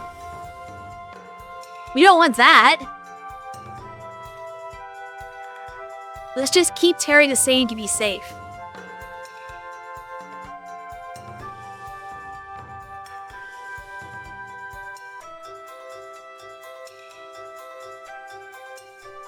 At least in Mark of the Wolves, his outfit's better. That's something. Which I think he's using that outfit more in more recent games.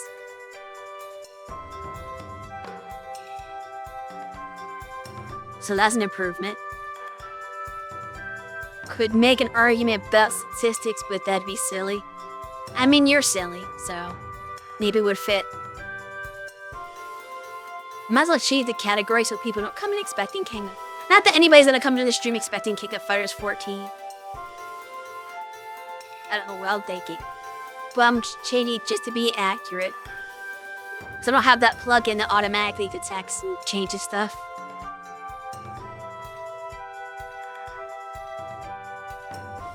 I never bothered to get that and set it up and figure it out. So we're doing this manually.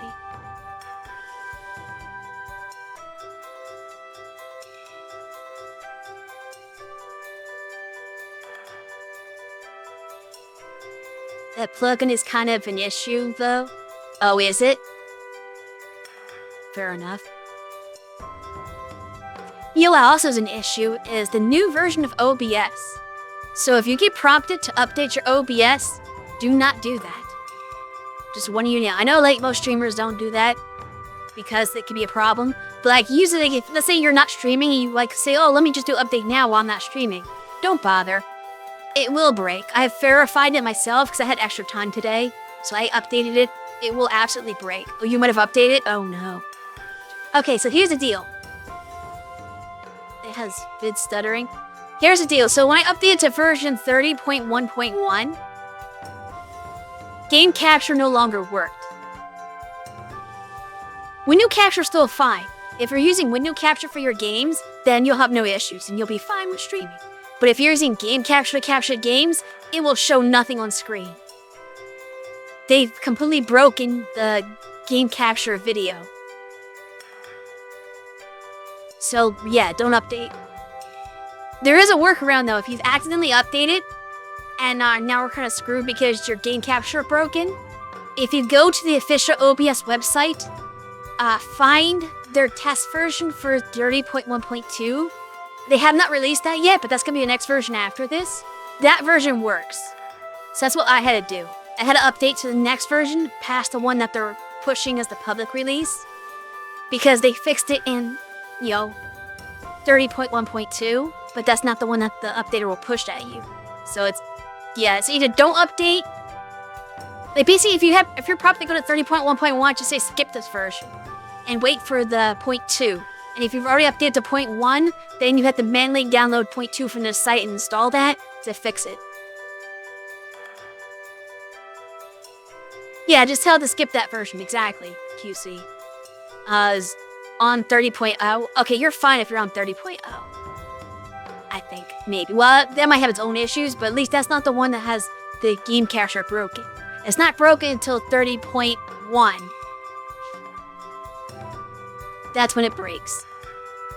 So don't update to that version.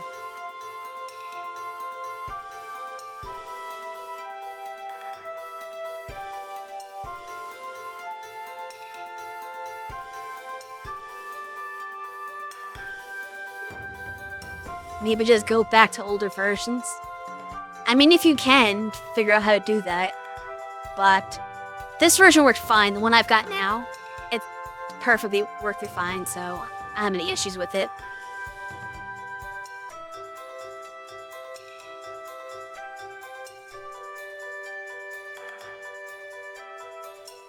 Though if you have time to fool around and kind of keep trying different versions until you find one that you like, that's also an option, I guess.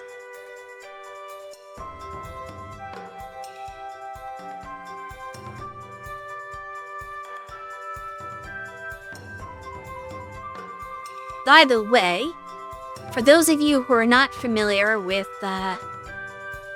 stations you see in chat,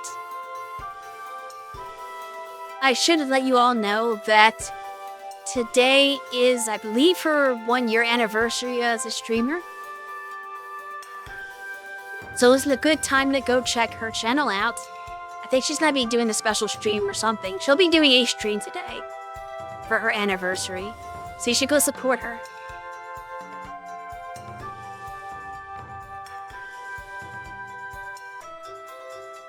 See if I can type.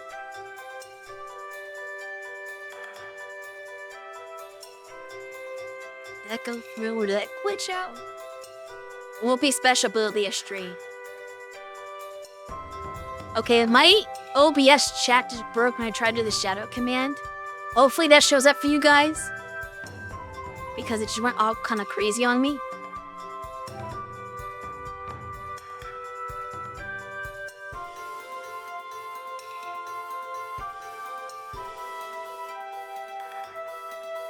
I don't think it's working. Did that actually go through? Because it's showing that it didn't go into chat. I don't think it worked. Let me try. Okay, there it goes. That should have worked. The OBS chat plugin might be broken in the new versions too. Yeah, now, because I did it. This time I did it from the actual website, the Twitch.com or Twitch.tv website. But if you do it from the plugin within OBS, that's apparently broken too. And they did not fix that in this new update. So some more reason not to update your OBS. If you use the Twitch chat plugin in OBS, it doesn't work anymore in 30.1.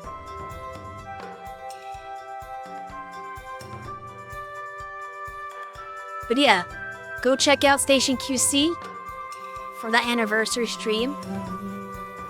Hey, get away! Get out of here!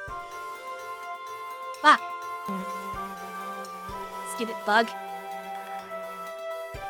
How dare you? How dare you lodge your filth on me, Beyond? Version 15 sounds very old and I don't know how well that works. But, have fun with that, I guess. That might be missing some features, though.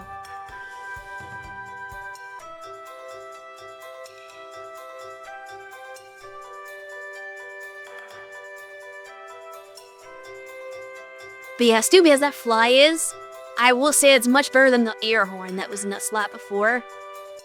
Cause my goodness, I completely got my eardrum blown out from the stupid air horn. So we had to remove that from the freebies. It's still in there if you pay bits. Unfortunately, but it's not for free anymore. Cause that's a bit much.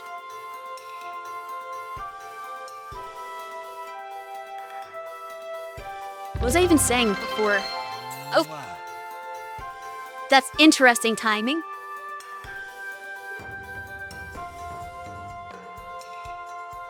It's almost like you two coordinated that.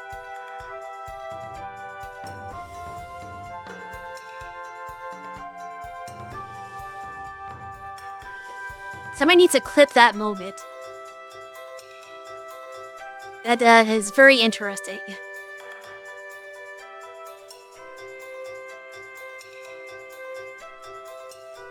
It was celebration worthy. Apparently, jeez.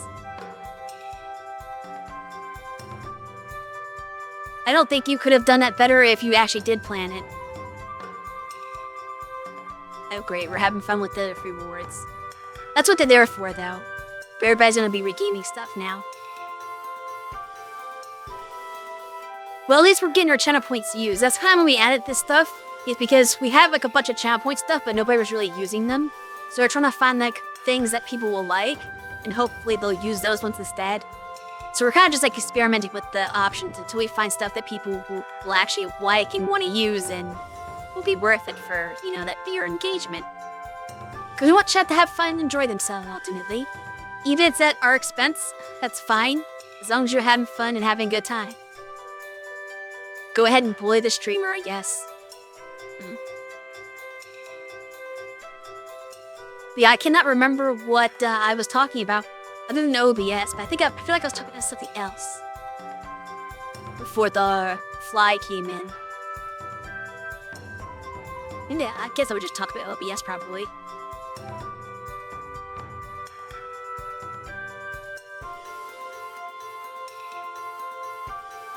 Uh-oh. Flashy Flash is just loading up ammo. He's gonna grab everything.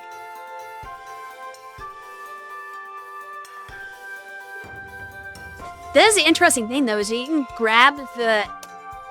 Oh. Not the egg on my face, huh?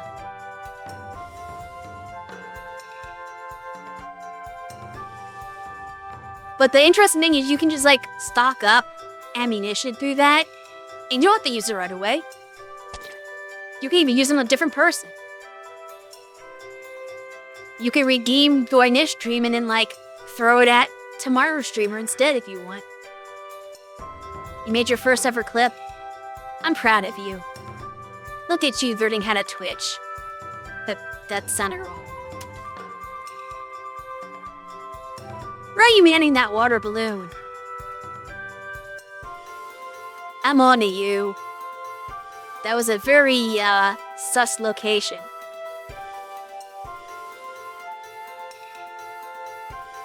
Oh, great. Beyond just wants to use flies on me.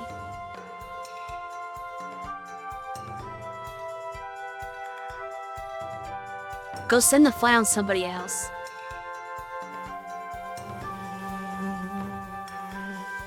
Put out.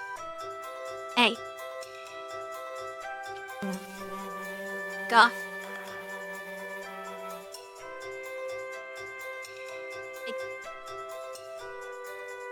Then to be fair, that's at least not as bad while I'm just chatting and not doing anything important. Imagine like using that while somebody's playing a game and just distracting them with the fly buzzing around. That'd be pretty evil. You're trying to like do a combo on somebody and then a fly's buzzing around. And to distraction, you drop it mid-game. Can you imagine that?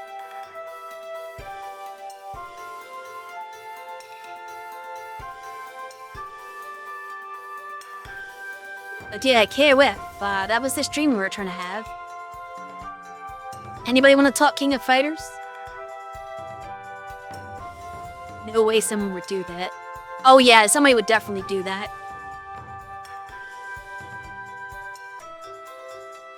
I've watched other VTubers and seen how, like, sadistic their chats are. They would absolutely do that if they could. If you give your chat power, your chat will abuse it. That is the golden rule for a streamer that you have to know. That said, sometimes that's the point. That is true. That is true.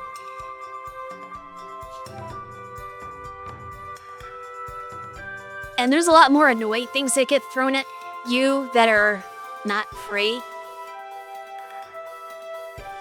At some point, it's like, yeah, if you want to throw that at us, you're going to have to pay for it. We want to make some financial benefit off of it.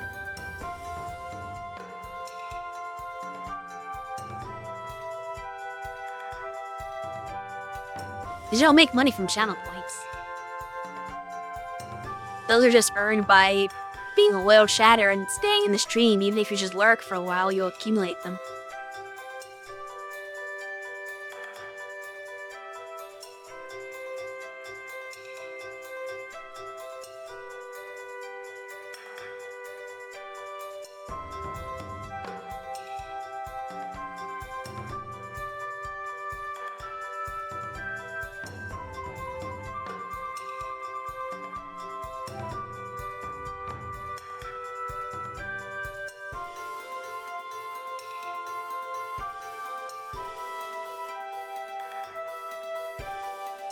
The most extensive head tap.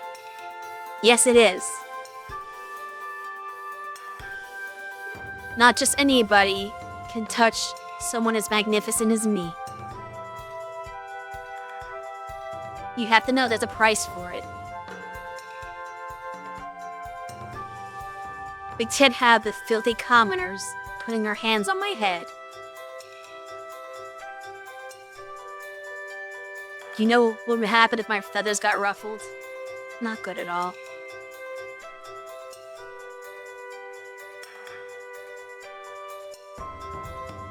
I mean, that doesn't ruffle my feathers. Also, we can't set the prices the viewer tax by streamer. They're just universal. So yeah, that just is how it is. Though to be fair, we might make universal prices in the future if we can get the new feature from VTube Studio working. So right now, the head pat thing is a product of a different plugin called the Twitch Integrated Throwing System. It is not meant for that at all. It's actually meant for having 3D objects thrown at your VTuber model, and like they'll bounce off and your mama will like shake or something and react to it like they got hit, like a little interactive thing. People don't use that very much though. So we're trying to phase that out, but we are using a bypass because it can also just trigger any kind of reaction from your model. That's how we do the head path thing, because it just enables the seed and stuff. But there's a kind of a glitch that in VTube Studio now allows for channel points to trigger different things on your model now, just like the system does. But for some reason, the channel point one isn't working as intended. Like if you do like a bit reward or any other kind of thing that's built into there, like there's like you can test, I don't know if they type in the chat something happens. Like there's other kind of triggers you do. All the other triggers work. The channel point one right now is glitched and doesn't work properly. So we're kind of waiting on dev to fix that. But once they fix it so the channel point one works properly, then we can just use that for the head path instead and get rid of the throw system entirely. Since nobody uses it anyway, we're gonna like basically go to the viewer attack instead because it's more popular. People seem to like the viewer attack and not the throw system. So we're like switching over to that, but we still have to run the stupid program just for the head pads, and we don't like that. But once we can make it a fire reward trigger, then we can just have it universal. Have a universal head pat redeem that isn't streamer dependent. It's just for one. I just redeem it in general for whoever it is, and it just does the thing, regardless. Personally, viewer attack is obnoxious to use, but it can be aimed right. Their aim on the throw system is kind of random, including the ability to potentially miss,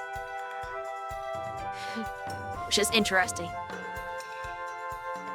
But yeah, even if it's obnoxious, it seems like people like it better. So that's kind of what we're going to move toward. Just so we don't have to open another program. Like this is all built into Twitch, whereas this other one, we have to open a separate program. So if we can get so that we don't have to open it at all, we'll just stop using it and go exclusively to VTube Studio and Twitch integration. You can miss the viewer attack if they move between when you click on it. That's true, but that's a skill issue.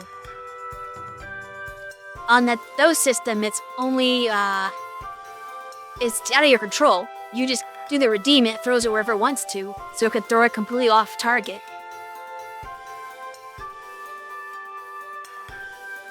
We've seen no dodge kisses from his chat. I guess if your head's up, you could. Why does he dodge them? Does he not like getting kissed? Is he shy?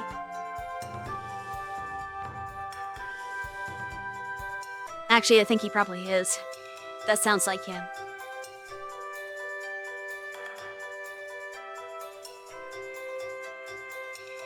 Hello, baby. Where is Rare right now? He can't defend himself.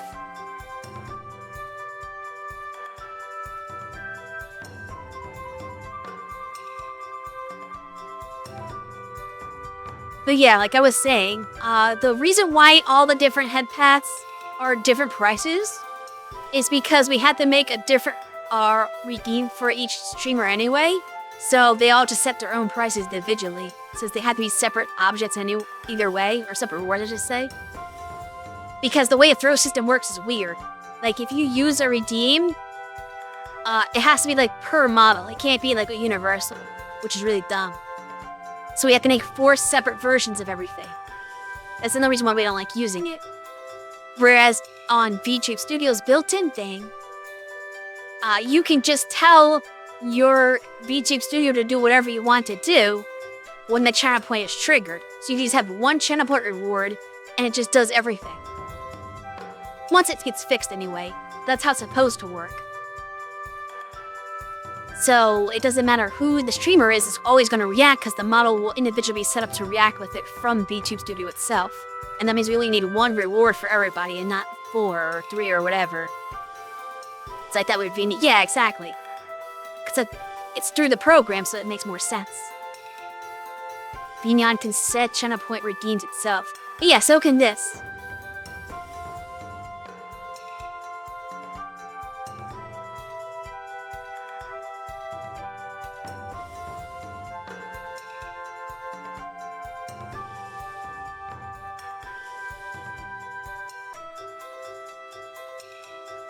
there. We're just gonna eagerly awaiting a day where we can migrate everything over to like it's half migrated. Like if you do my wings toggle, that's also VTube Studio. Cause that was a more recent one that I added, and I didn't. This is basically after VTube Studio had the integration, so that one actually works and does have the throw system. But the more advanced stuff, the scene toggle isn't working right now. But just changing a state on the model is very simple, and we can do that with the redeems right now.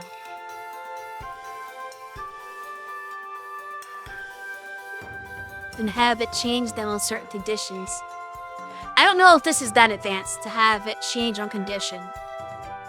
I think it's pretty bare bones, the integration, but it's something. Like, using a redeem changes it sort of by the toggle? Huh.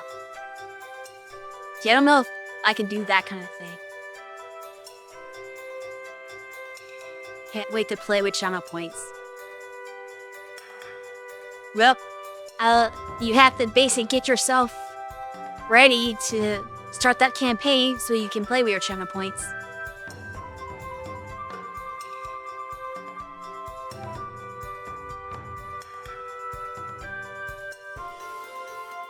And you'll have to step into the brave new world of social media.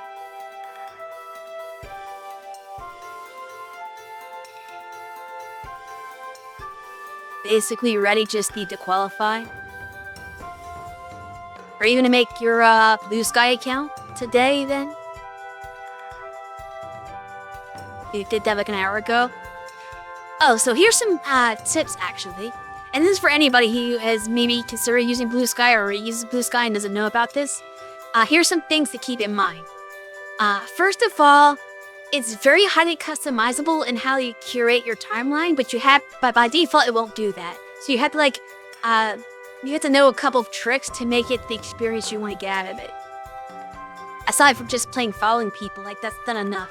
So there's a couple of things you can do in Blue Sky. And one thing is feeds. If you want to hear or see post about a certain topic, you can search and see a feed for it. Like, for example, if you were interested in fighting games, you can look for an FGC-based feed, or there's even a King of Fighters specific feed that you can subscribe to, and it'll be another tab next to your following tab that you can click on to see posts that are specifically on that topic. So if there's anything that you want to keep tabs on or follow, that's a good thing that you can use. Another feature that you can is in the settings somewhere, when you go to the content filtering. This is optional, but you could turn on a feature that will sort of occasionally feed one of the, maybe feed's not the right word, but it'll occasionally show you stuff from your feeds on the main timeline. Because let's say you have these extra things to subscribe to, but you're I don't want to keep clicking the tab each time to check because I don't know if there's anything interesting there or not. Well, if you have it all merged into one, it's a beta thing. It's a work in progress, but it kind of works. You can basically have your main timeline just occasionally show a post from one of those other ones, so you can kind of see, oh, hey, that's what's going on. Again, for the fighting game example, this is what Shui does. Shui has a bunch of fighting game feeds, and occasionally, on the main timeline, Shui will see a post from a King of Fighters topic. And this could be interesting because some of the people from the FGC that we used to, follow and whatnot, weren't initially on Blue Sky, but they're starting to get on there later. And that's a good way to find out, because if they post about King of Fighters or something, and we see that post come, it's oh, hey, this person's on there now. That's how we knew that James Chen was on Blue Sky now. It's because we saw a Blue Sky post from him copying one of the feeds, and it's oh, hey, this person's here now. So you can kind of catch up to people and follow them that way. Without everyone through your phone. I'm just saying. You'll have to meet new friends too. But anyway, more importantly is preventing things from being seen. The mute feature is very powerful. Let me actually pull up Blue Sky real quick so I can direct people to this because I don't have it from memory. So if you go to settings, and then you go to think it's content and media. Is that it? Nope, that's not it. Well, you have to find out where it is.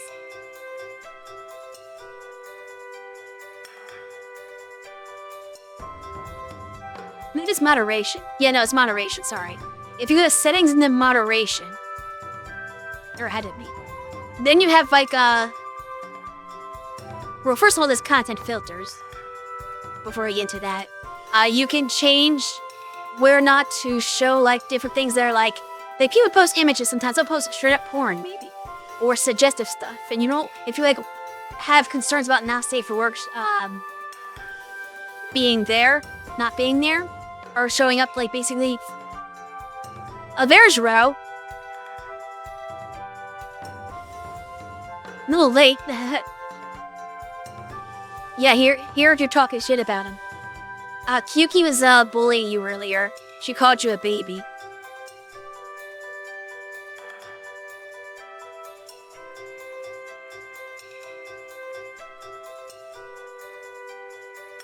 But anyway, as I was saying, I was explaining Blue Sky to people.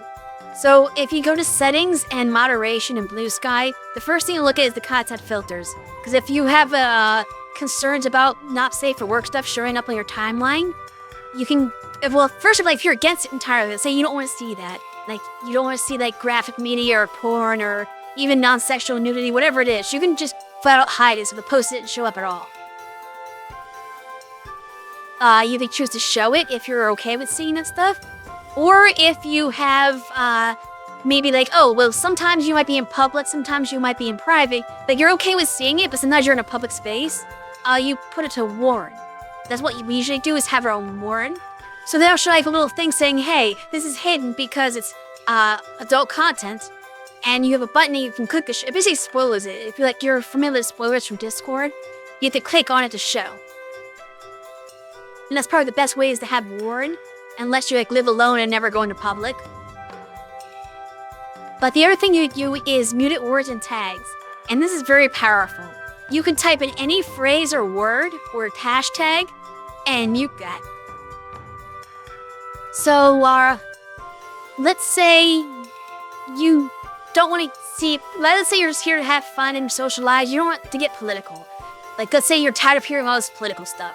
You can just type in the name of our president and mute anyone talking about him. And it'll never show up on your timeline. Just cleanse it.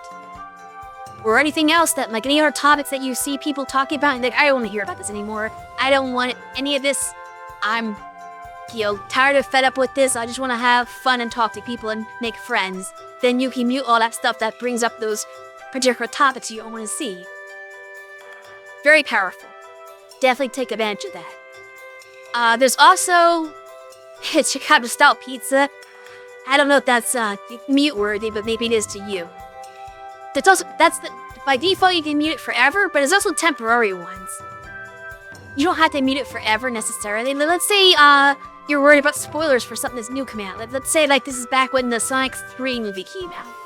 And like, oh, I'm gonna see it like this weekend, but like some people saw it early, and you're afraid of spoilers. You could like maybe for 7 days decide to mute Sonic. So anybody talking about Sonic or the movie, none of that will come up on your timeline. But then let's say you see the movie, it's like, okay, I don't need to mute it anymore. Then maybe after a week or so, you'll start seeing people discuss it again because you're not worried about the spoiler window anymore. You'd have to add that to 5. Yeah, we would. But yeah, it's just in general. There's a couple of cool things you can do with muting stuff. Like, I love the temporary mutes because you can mute it for like 24 hours, 7 days, 30 for a whole month. Or just forever, whatever your needs are. So it's very, very important if you're using Blue Sky to learn to mute stuff that you don't want to see, to kind of customize your experience, to get rid of all the garbage and stuff in your life that you don't need to be a part of your life, essentially. Did that stuff right away. Fair enough. I wasn't sure if you were gonna go hunting for that and like figure it out, so I figured I'd tell you just in case. Because I know that like you're probably gonna get irritated by certain things that some groups of people might post online. Maybe like, I don't want to see this nonsense. So I figured, yeah, let me tell you about that just in case to make sure that you can make your experience the best it can be. You get to do something while waking up, fair enough.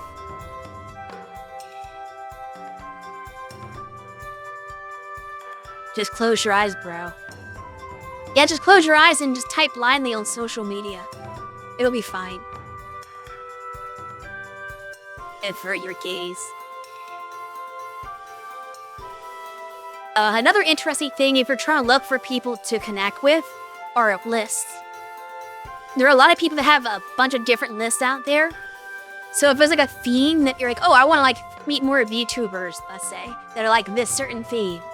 You can go searching for that and see if somebody made a list and they can, like you have a whole bunch of accounts that you can find under that list that's easy access. Like that's what we did when we first started our accounts. I went and found like all the bird VTubers. And just followed a bunch of bird VTubers. Like I want to connect with other birds. And harpies and stuff like that. So I made a bunch of bird friends. And I also like made, well they don't have unfortunately they don't have a list for magic themed ones. Which I'm sad about. But I try to hunt down some magic themed VTubers, but there's no like list for that, so I can't find them all.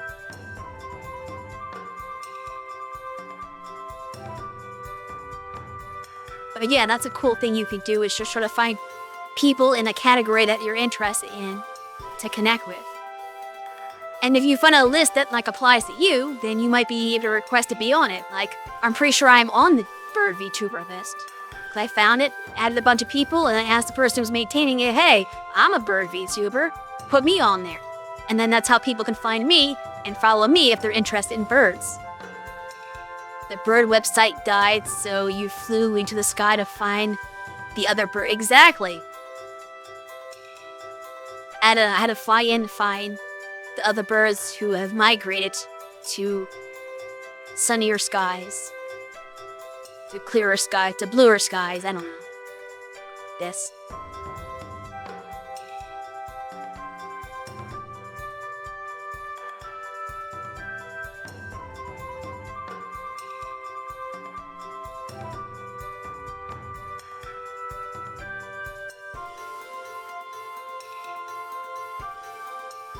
But yeah, unfortunately, Ro came in too late to see the fighting. I don't know if Ro cares about fighting games.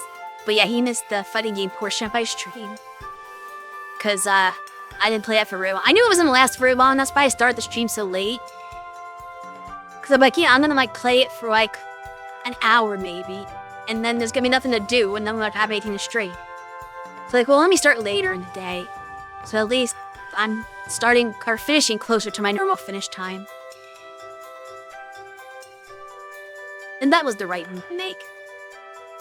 Because of course, I would know what to do best in my magnificent intuition. You ain't on Melee. You ain't no party games.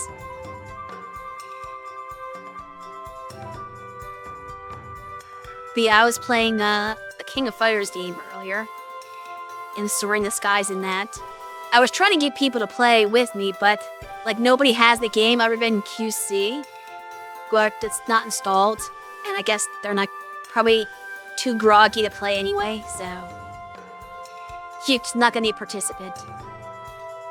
And nobody else ever plays the game, so I don't get to play with anyone else, but I got to play the computer a little bit and dust off my characters slightly. At least the other games I'm streaming, most of them are games that somebody plays. Well, actually, that's not true. Nobody plays Persona either, so that might be a rough.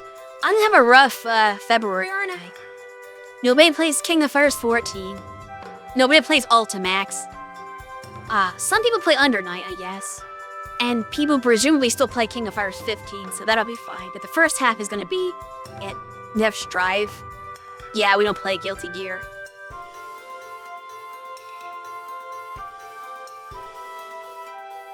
You only have KoF15 of what's on the schedule.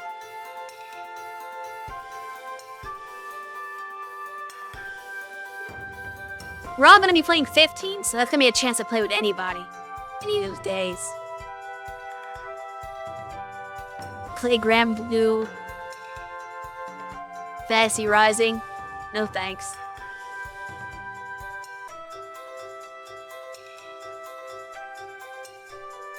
I didn't see anything from Grand Blue that looked like it was appealing to me.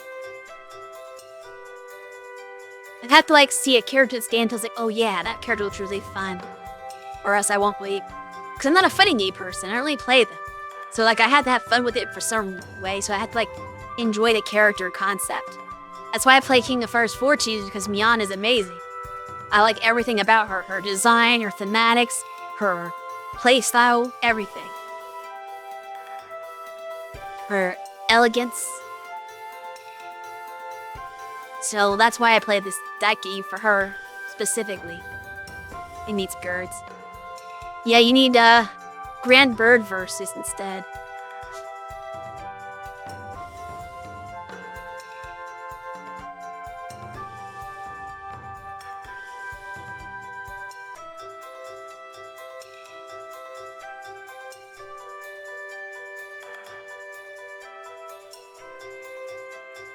Yeah, we don't expect many people to play any of these games with us. It's mostly just for showing off to people and letting people see something different. Maybe we'll draw on people who are interested in fighting games. But I feel like the hardcore fighting game fans aren't likely to watch a VTuber. They're like, I want to punch people. I don't want to watch this anime girl. That's not what I'm here for. So we're not going to get a lot of attention. But that's okay. We're just playing the games that we like and trying to have fun with them and reconnect. Something that we haven't done in a while.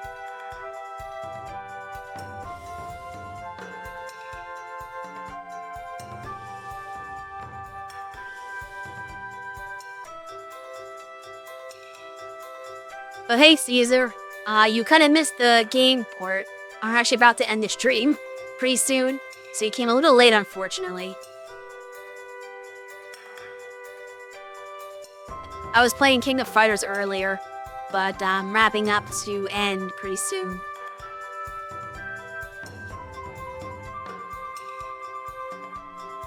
KoF14 was what I was playing. As it says in the schedule, and my post in Discord also said the same.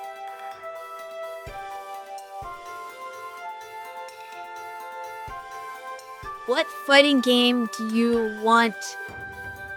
Oh, we're talking to Caesar. You know the answer to that, Beyond. Do you even have to ask? Yeah, exactly, see?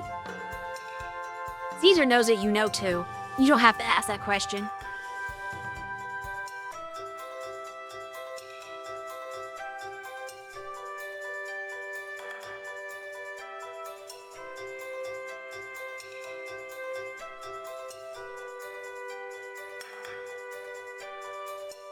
With still no Capcom vs. SNK on the schedule. There's SNK vs. Capcom on the schedule. If you don't mind that. Would you play those, sir? No, I'm not. The games I'm playing are King of Fighters 14, Persona 4 Ultimax, Under Night 2, and King of Fighters 15. That's my schedule for the month.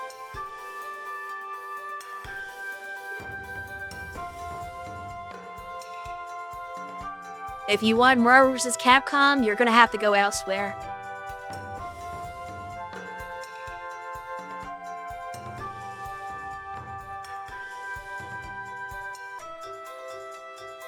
Yeah, Marvel 3 would be toward the end of the month. Not for me though. I'm not playing that, but somebody is. And Marvel 1 might be on Tuesday potentially. Because Shuei's playing a bunch of stuff on Fightcade, so the original Marvel vs. Capcom is on the table for that stream.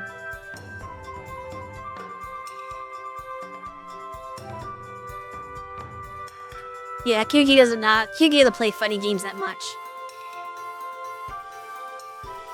She's more of an RPG fan. Well, she's a variety streamer though, but Funny Games isn't like the top of that variety.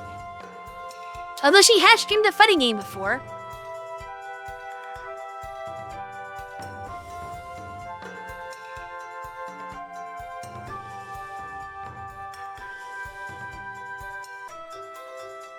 She has seen a funny game at least once in her streaming career.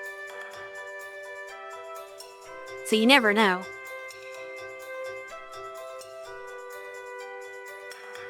Yeah, because I bought it and see I need to justify the purchase. Yeah.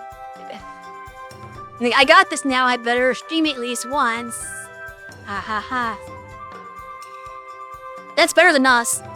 You would not believe how many games we have sitting in our library that we've never played once, much less streamed. There's a whole ton of games that we've owned and have never played before. It's kind of sad. Capcom is gonna do a showcase next week. Huh. Where they showcase.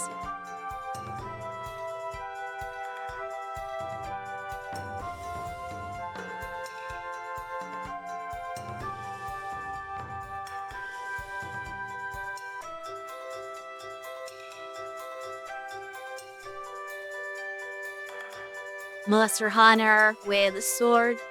Check out Funny Collection 2. Or check out Funny Collection. You know what's funny? Is that Capcom puts their focus on like games that are not even necessarily the most popular games. Like some people think that Street Fighter is like the most popular thing that Capcom's ever made, but that's not true if you look at the sales figures. I think Street Fighter is only the third most Street Fighter has the third most sales of all their series. Only number 3. Marvel vs. Capcom is like number 10, I think. Monster Hunter is also not number 1. Monster Hunter, I think, is their second highest grossing sales.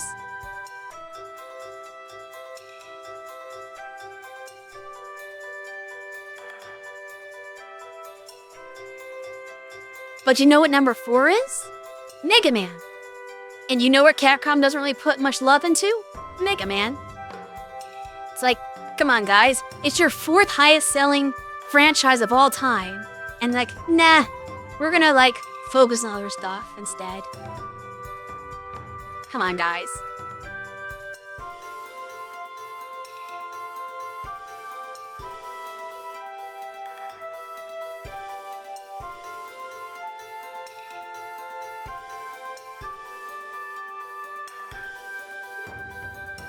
Mega Man Legends 3, yeah. All Mega Man fans are so sore about that one, for sure.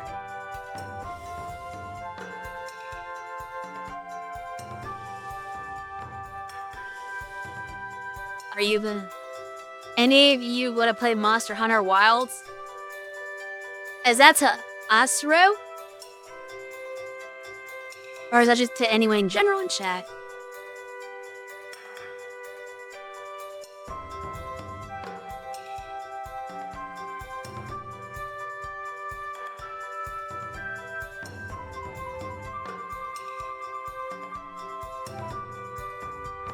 Anyone or also you. None of us had ever played any Monster Hunter games before, so I don't know. We have like no idea anything about the series. So we'd have to like, you know, take a closer look at it before we decide if we're ever gonna even try it. So we're definitely not gonna just jump into Monster Hunter Wilds without knowing anything about Monster Hunter.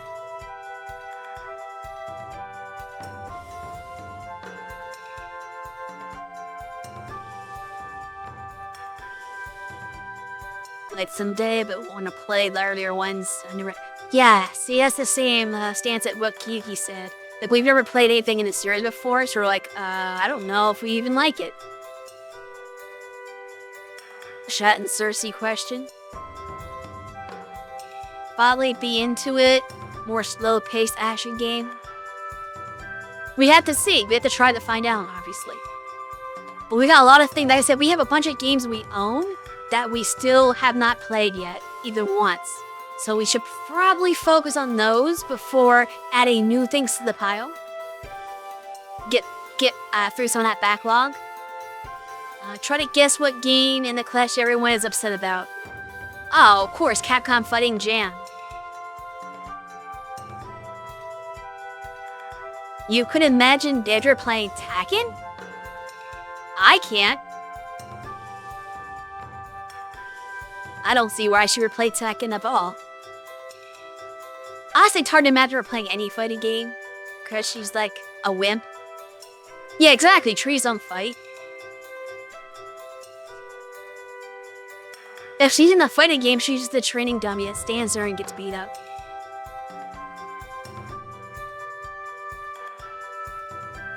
That's basically her role. It's just a tree that you punch for practice.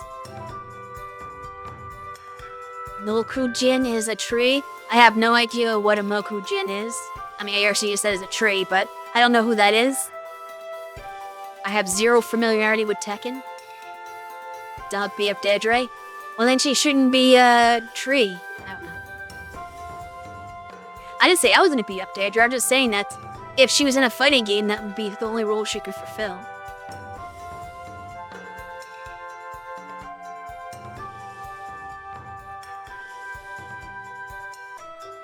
I mean, that's why she shouldn't be in fighting games. You need trees to make your nest. Tell that to the people who keep cutting trees down. I didn't do it.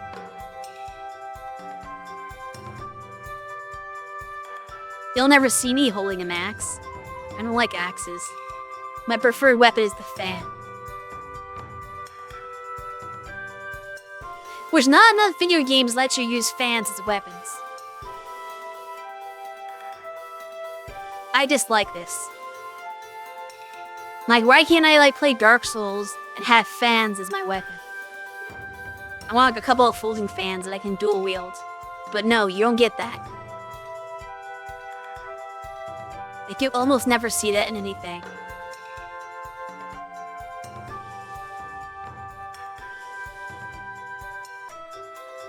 Mortal Kombat does. Yeah, but then you'd have to play Mortal Kombat. I don't know about that. I mean, I guess at least in, more games do modding. Yeah, more games do need modding. That's the one thing about, Street Fighter 6, and why I'm considering maybe playing Street Fighter 6, is because if they're adding Mai to it, then I could have fans, because Mai uses fans. So there you go, there's my solution. I could create my own, character that looks like me, and have her throw fans at people. Perfect. Gonna fight the goal one day. Go out and go. We'll see you later tonight at Visions of Mana. Alright, later, Caesar. See you in Kiyuki stream. And that should probably be you actually wrapping up mine like I said I was going to. As I kind of distracted by chat. Let's see, who is online right now? Because we need to find somebody to raid. Before I end my stream, I don't want to send you away to nothing. But unfortunately, I have bad timing because like nobody's streaming right now. At least nobody that I am interested in raiding. Just a bunch of brats. Ew. There's like 5 different slimes streaming right now. It's the 3rd day for Shui, I guess.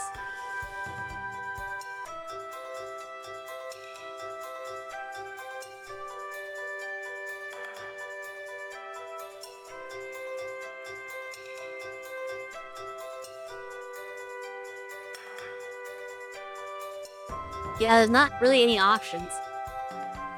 I need to find more birds to follow. So I have more bird options. I'm surprised, Vay's not streaming today. She usually does stream on Saturdays. No, I'm curious. Does she have a schedule up? I don't know if she has like... Now she has a poster schedule. Ooh. I'm supposed to know when you're supposed to stream. I was watching her yesterday. She was actually streaming Trails in the Sky, which was kind of fun to watch. Somebody go through it for the first time. But I guess she's not streaming today. Not or she's not streaming yet. Maybe, I don't know what the time. Like, I wish more people had schedules. So I could, like, I mean, I know you don't have to be that strict. It's like, streaming should be fun alternately. You stream whenever you want. I mean, a lot of people don't have a strict schedule, but it's hard to know, anticipate, oh yeah, I know when this person will be active, so I can kind of catch them.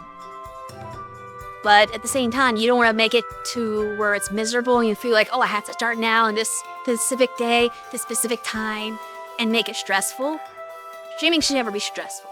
So I kind of get the people who just say, well, I feel like playing a game right now, let me turn on a stream spontaneously.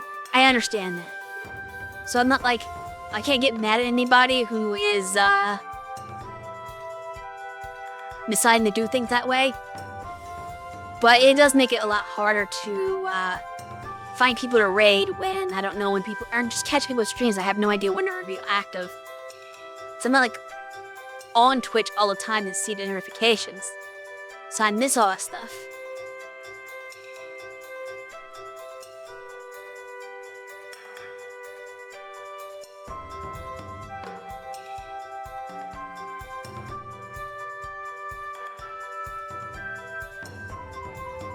But unfortunately, I don't have anybody to send you to raid. But just pretend that I am preemptively raiding Yuki's stream and go watch Station QC whenever that stream starts.